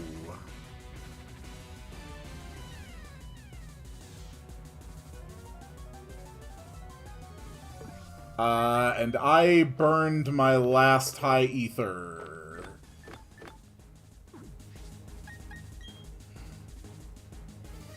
There is a possibility that I might be in trouble.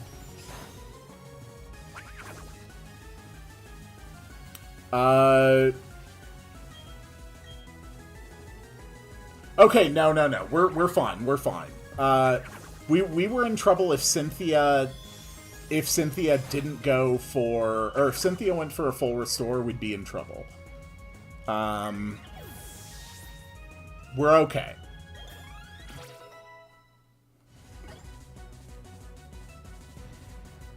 Milotic.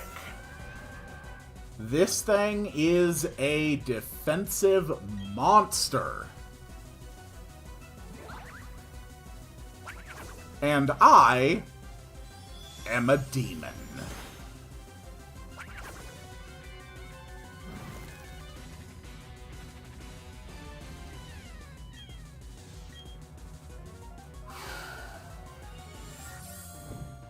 Okay, yeah, the recovers, that's a problem.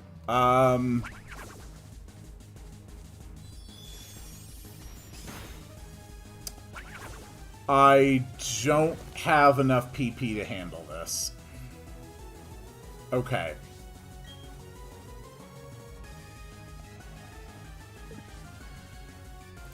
Alright.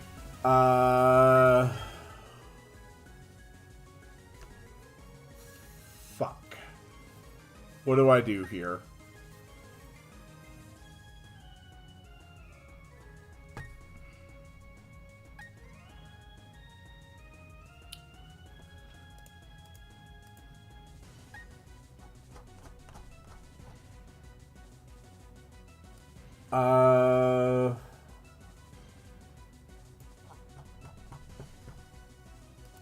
Defense is its weaker stat. Melodic is running Recover, Mirror Coat, Ice Beam, and Scald.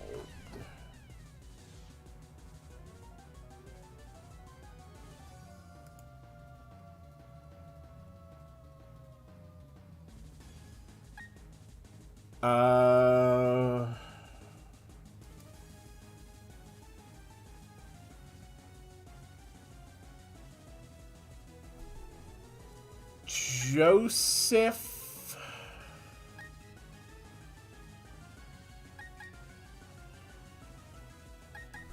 Shit.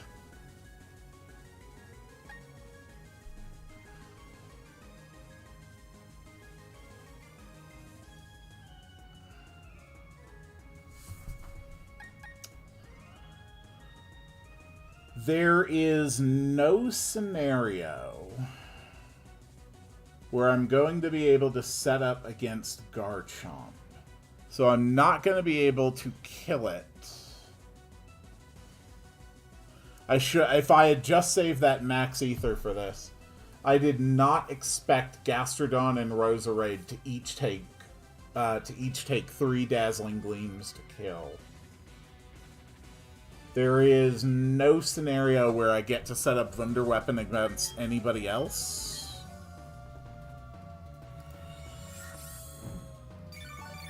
Okay. This is fine. This is actually fine.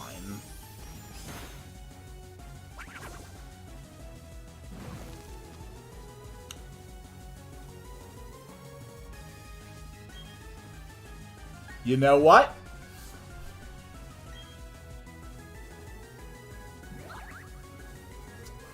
I'm going to stall out her Melodic. Yep. Do I have other avenues to victory? Yes. Are they guaranteed? No. I am actually going to stall out her Milotic. This is the safest way that I can make Melodic as little as a threat as possible.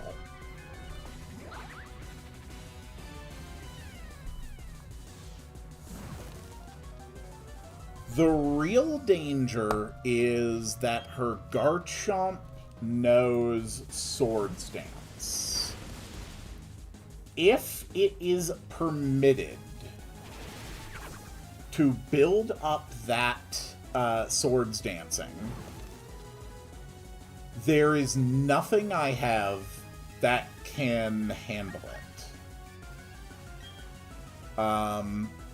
I'm also pretty sure it is faster than Togekiss, which means that I don't have the opportunity to try to flinch it, and Paralysis won't work regardless.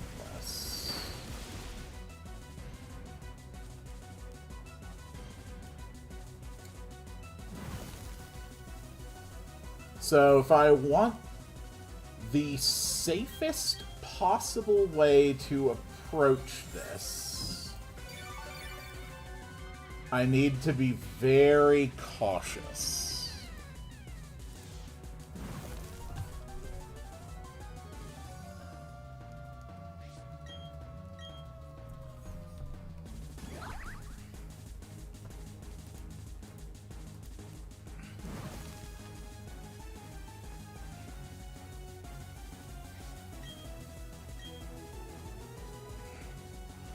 I do still have Dragon Pulse and Ice Beam on Dialga.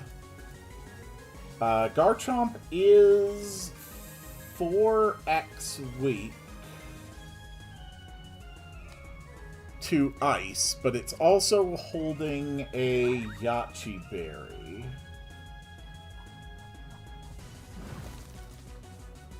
If we can get 2 Ice Beams off on Garchomp, it will die.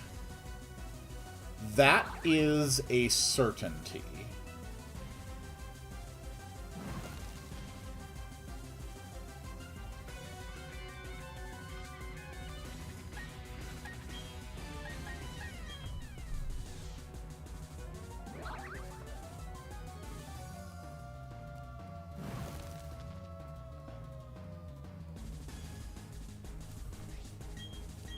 Also, was it in this generation that they changed Recover to only have 5 PP?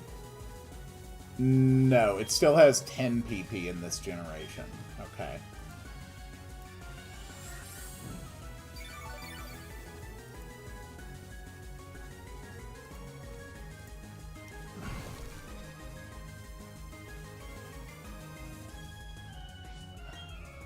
I am perfectly content standing here and stalling out this melodic.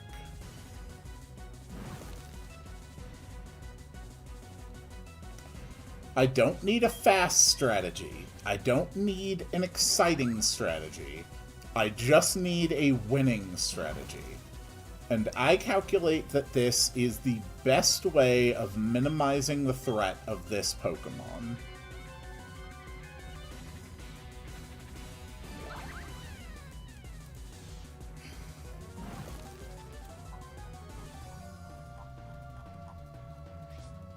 Okay.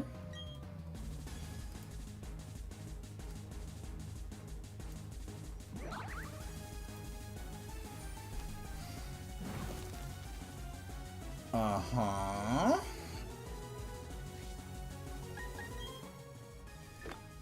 And I've got more than enough items to item stall as well.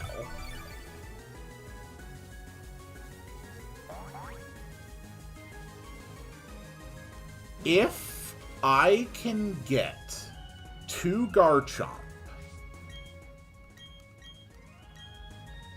if I can get to Garchomp while still having Wunder Weapon up, I can force it to exhaust its PP against me.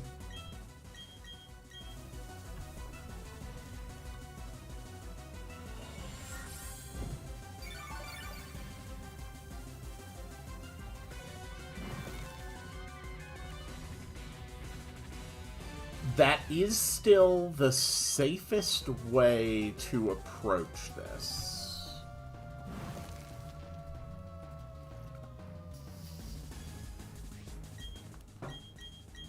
This is the worst. This quickly turned from the best anti-Cynthia strategy I've ever come up with to the worst anti-Cynthia strategy I've ever come up with. Also, I never realized, but in this generation, if you try to use a healing item on a Pokemon that has full HP, it still uses up the turn, but it doesn't use up the item. That's hilarious. I can literally stall forever. Okay, it legitimately might take me another hour. But it is impossible for them to beat this strategy, simply because my healing items are not going to be expended. Oh my god. Okay, never mind. I take it back, this being a bad strategy. This is just awesome.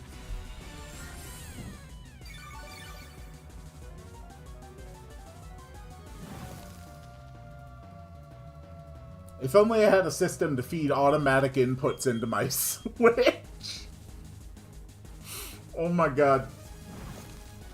Oh, we're gonna be here a while, chat. We're gonna be here a while. Oh. And it's all because I miscalculated the number of dazzling gleams it would take to kill Roserade and Gastrodon. I really thought they'd be 2-hit KOs. But then again, we would have still gotten walled by Melodic, so... Even in the alternate universe where we still had the Max Ether, we'd still probably have still ended up doing exactly what we're doing now. The only difference is that when Garchomp came out, we would have had Dazzling Gleams to just absolutely wipe him immediately, so... We're fine.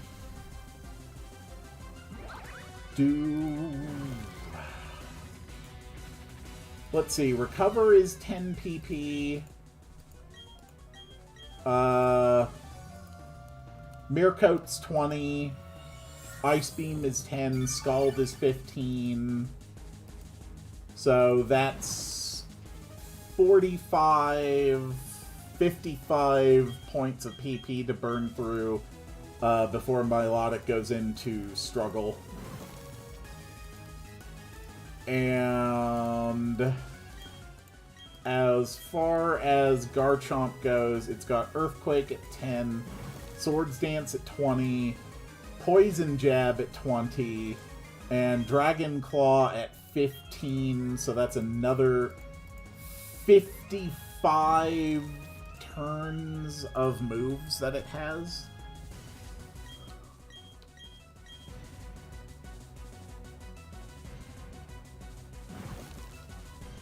Is Milotic only down to Mircoats yet?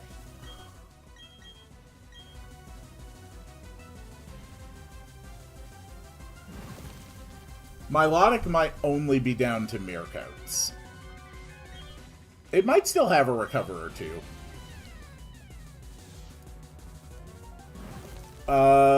Cynthia...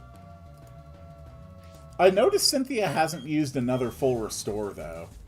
There's actually the possibility that this thing dies to burn before it dies to anything else.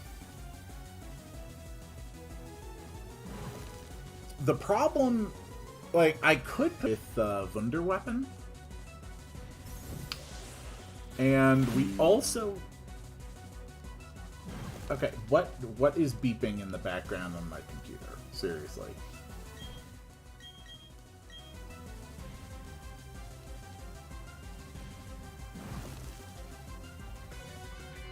That's fine. This strategy works.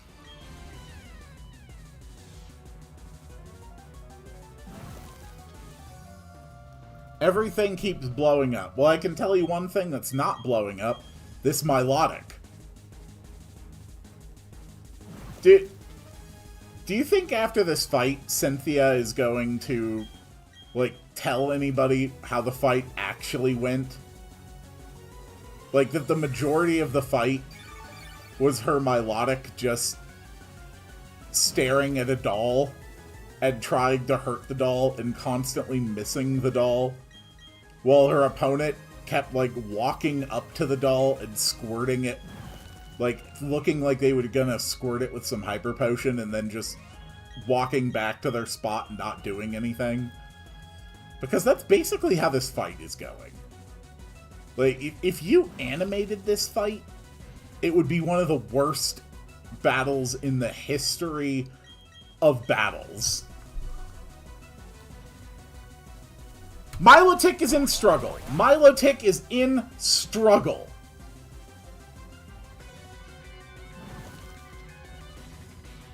Alright, Progress! Progress! The fight is actually in progress! Oh dear god, if its final attack that kills itself breaks substitute, that would actually be the worst. Oh my god. Yes! Yes, the strategy worked! I'm a genius! No, Cynthia! Why? Why? Why? Why would you do that?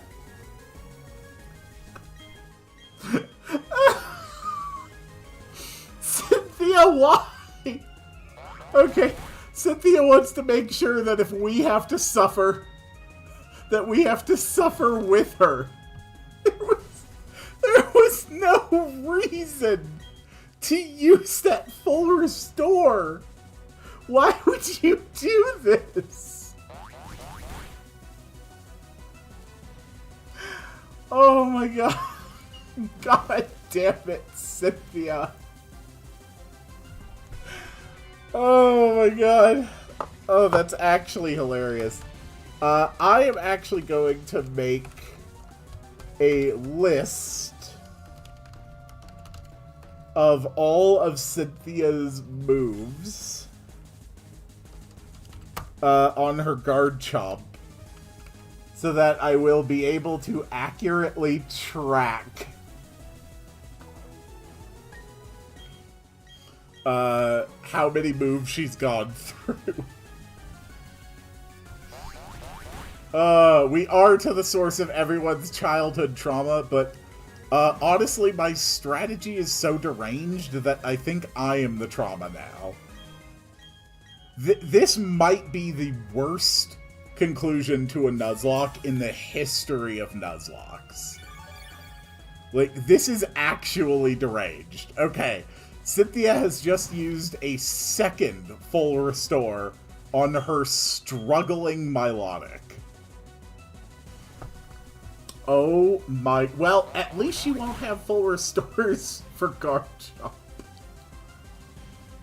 Oh no.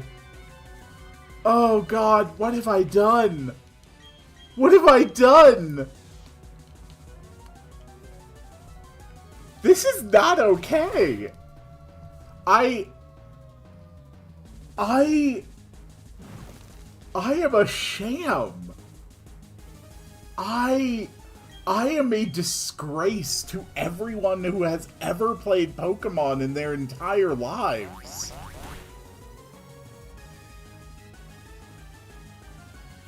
What am I even watching? Well, okay, so here's the problem.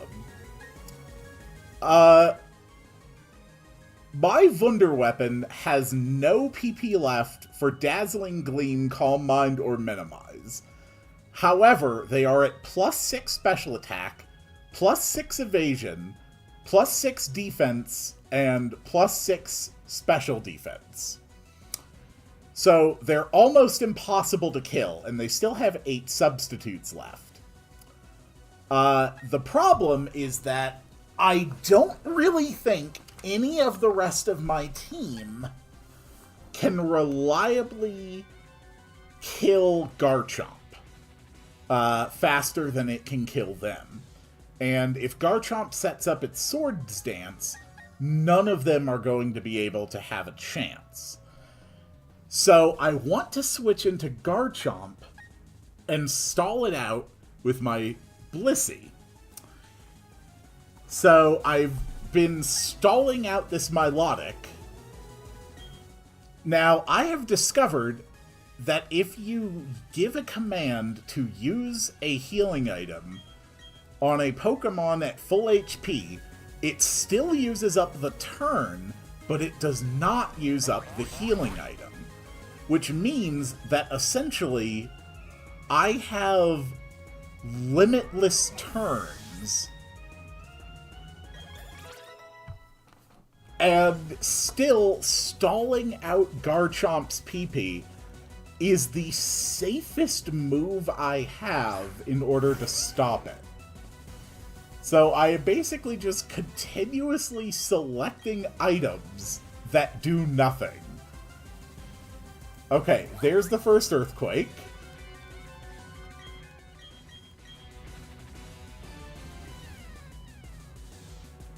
There's the first Swords Dance. Okay. From this point on, Garchomp can basically kill anyone on my team, regardless of what I do, except for Wunderweapon.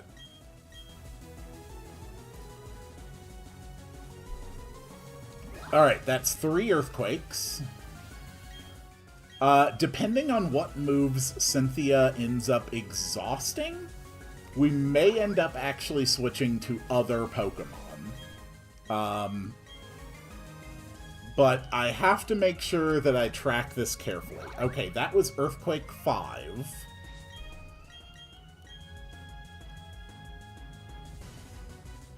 That is Swords Dance 2. It's at +4 attack. So you're trying to struggle out Garchomp. I am trying to end the fight safely. If a safe path reveals itself that is not struggling out Garchomp, I will take that instead. That was Earthquake 6.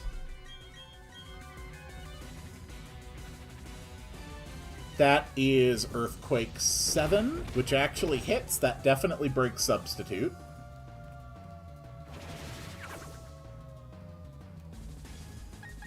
So now I need a new Substitute. If it hits again, I die. Okay, that was another Earthquake. That was Earthquake 8. We are back behind a Substitute. Hyper Potion. This one actually does something.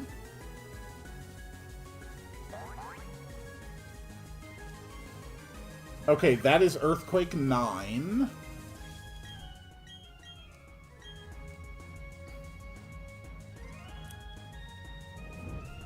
That should be Garchomp's last Earthquake.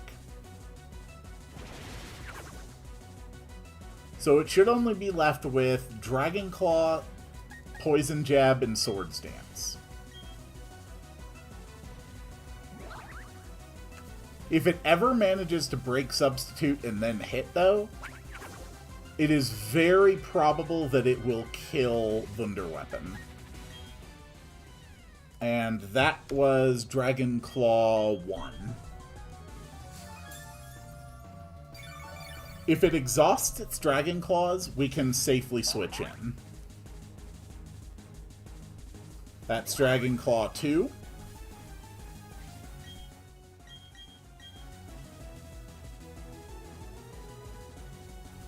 That is Poison Jab 1. Dragon Claw has 15 PP and Poison Jab has 20. That is Swords Dance 3. It is now at +6 attack. I can no longer safely switch into it with basically anything. Okay. That's Dragon Claw 3.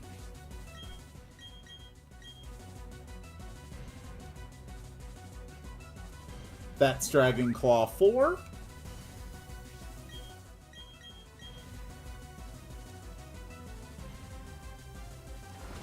That is Poison Jab 2. Are you going Joseph or Omelette when it's safe? Since it's at +3 Swords Dances, it's no longer safe for anybody.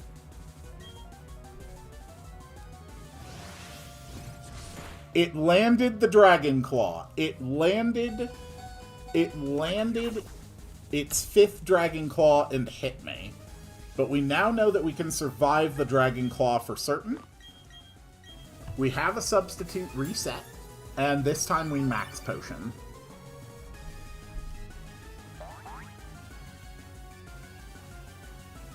That's Poison Jab 3.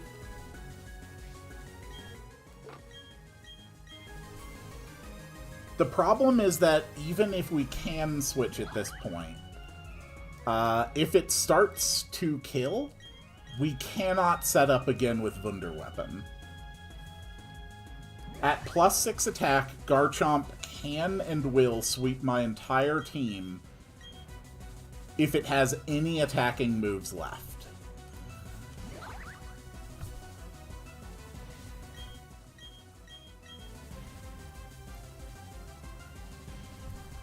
So at this point, it's really a game of luck. That was Dragon Claw 6. If it can break Substitute and knock out Wunderweapon, I lose, and we have to restart Brilliant Diamond. I didn't even pay attention to what it used there, but that's okay. According to what I'm tracking, that is Dragon Claw 7. Maybe it's at 8 now, I don't know. That is Poison Jab 5 by my counting. We have to set Substitute again. If it ever gets a hit followed by a crit, it will knock out Wunderweapon.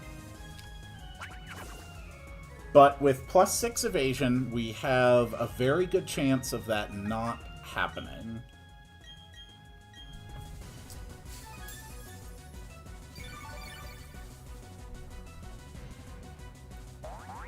Alright, what are you doing? That's Poison Jab 6 by my tracking. I feel like every once in a while I get distracted for a second and I miss a move, but the tracking doesn't have to be super accurate, it just needs to be precise enough. That was Poison Jab 7.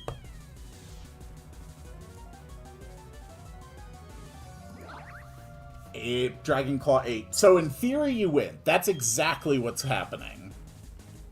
In theory, we win. That's Dragon Claw 9.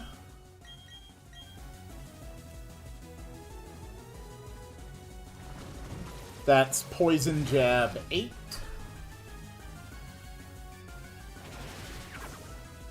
This is all about theoretical victory.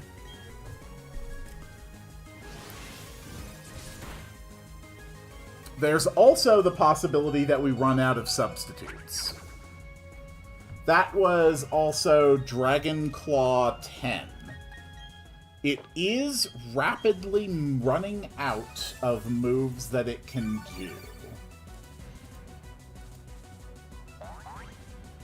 Dragon Claw is the real one I want to see gone. It's got 15 PP. Was that a Poison Jab or a Dragon Claw? I didn't even pay attention. We'll just say it was a Poison Jab.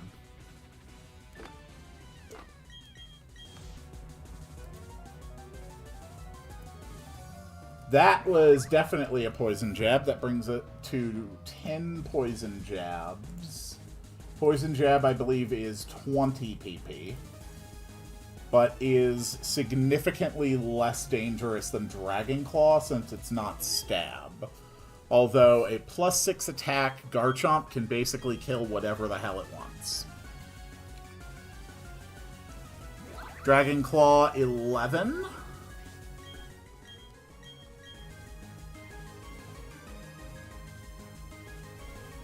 Poison Jab 11.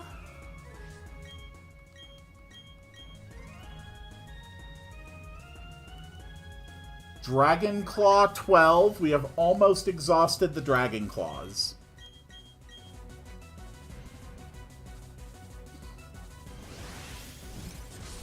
Dragon Claw 13 breaks the substitute. If it crits, we lose. Poison Jab 12 misses. It's already definitely out of its Earthquakes, and it is quickly exhausting its last Dragon Claws. We nearly have this to a safe point.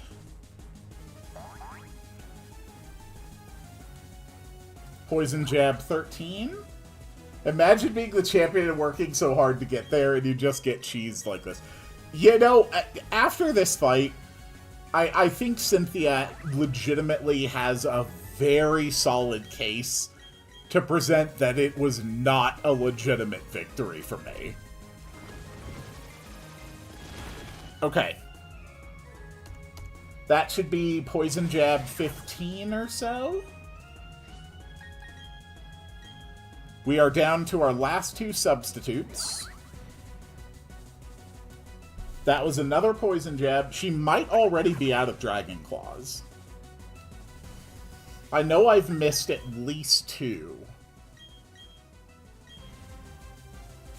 What else were you meant to do? Fight Cynthia? Yeah, exactly. I calculated how to become the champion of the Sinnoh region, but all of the answers involved fighting Cynthia.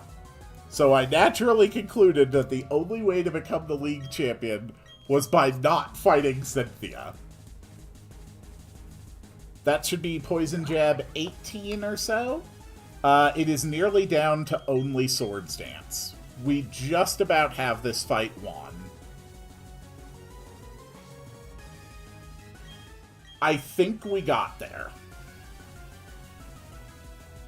Yep, it's down to only Swords Dance. I am going to switch.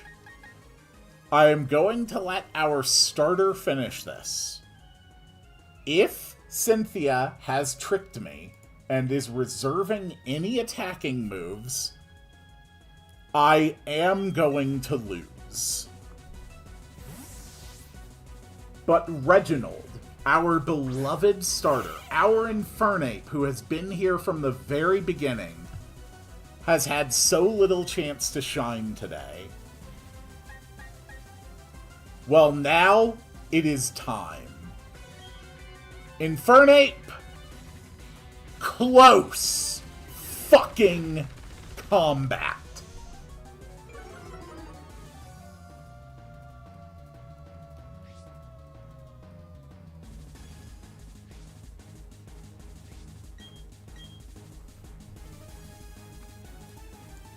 Right, because of rough skin.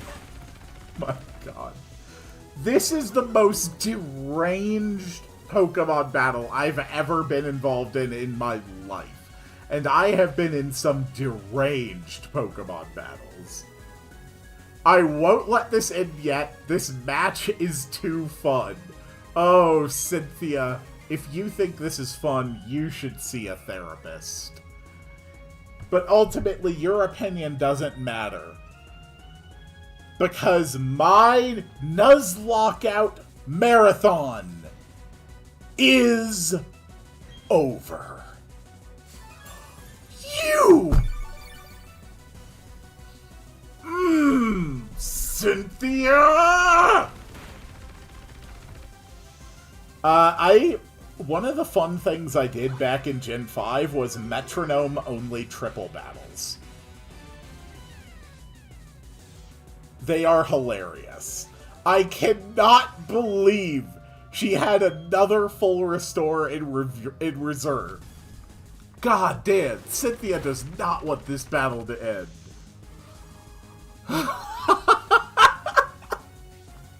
I did it! I beat the Elite Four with the stupidest, most deranged strategy I have ever seen.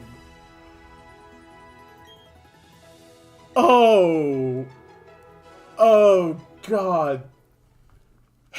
It's over. It's over.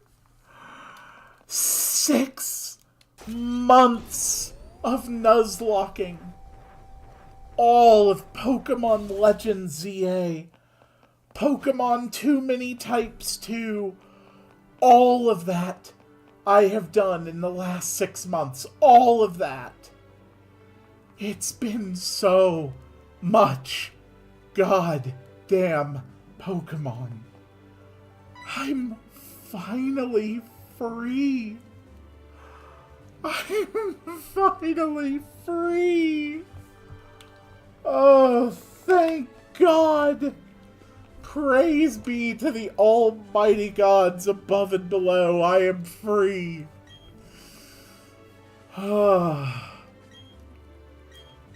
We did it. Pokemon Brilliant Diamond Nuzlocke has been cleared. And the most satisfying part about this is that because this is on legitimate hardware, I get to take these Pokemon with me into future games, I promise you, chat, we will see Reginald, Wunderweapon, Omelette, and Joseph again. We will see our beloved Pokemon in future games. I swear it. This Nuzlocke is over, but the adventure of these champions is not. And just to summarize where we've been, let's take a look back at the champions from the previous Nuzlockes in this marathon.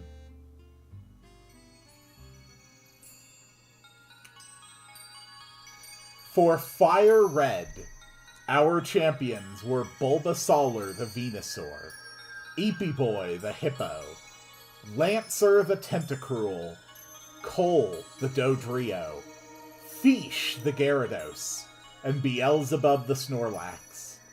They fought hard against Blue, and ultimately Bulbasaur was lost. In Generation 2, Halwa the Lugia, Henrik the Feraligatr, Katie the Ampharos, S the Ninetales, Shucky the Shuckle, and Mumbo the Quagsire made it all the way and went up against Lance. And all of them fell in that final battle against the Elite Four. But Mumbo, the sole survivor, won through. And then, a week or two later, Mumbo soloed Red. Absolutely crushed him. There were other Pokemon in that battle, but Mumbo was the only one who actually acted. For Generation 3, for Alpha Sapphire, we went up against Steven and his powers of Mega Evolution. We got Sarah the Latias, Ozomene the Manectric, Concha the Dustox, Feldway the Camerupt, and Ralsei the Linoon. And not a single member was lost. And now here for Generation 4's remake, Brilliant Diamond, Omelette the Togekiss, Reginald the Infernape, Joseph the Dialga, and Wunderweapon the MVP, the Blissey. We are finally free. Thank you all so much for watching. There will be no stream next Saturday. I am taking a Saturday off. I have been streaming every Saturday morning for over 6 months playing Pokemon. I am taking next Saturday off. The week after that, we will be starting a new Saturday morning stream series.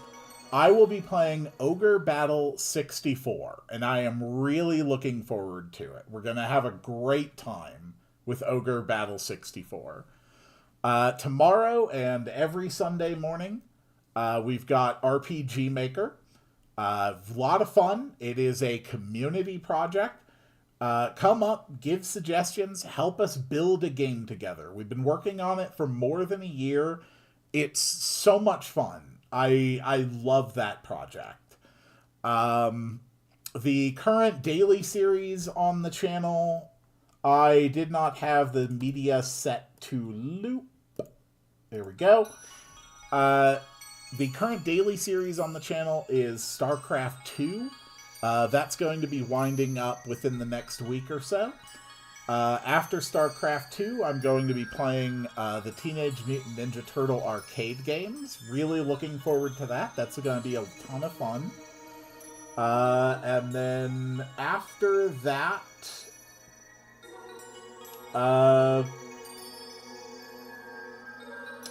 might be doing Vampire Crawlers. I might be doing Warcraft 3. I know Warcraft 3 is like the next major game that I'm going to be doing. Really excited to play that again. And then next week, there's also going to be streams for Banjo-Tooie. I still need to finish up my 100% run of Banjo-Tooie. And I'm not sure what's going to take the, like, extra stream slot once I'm done with Banjo-Tooie. But that should be fun as well. Anyway, thank you all so much for being here.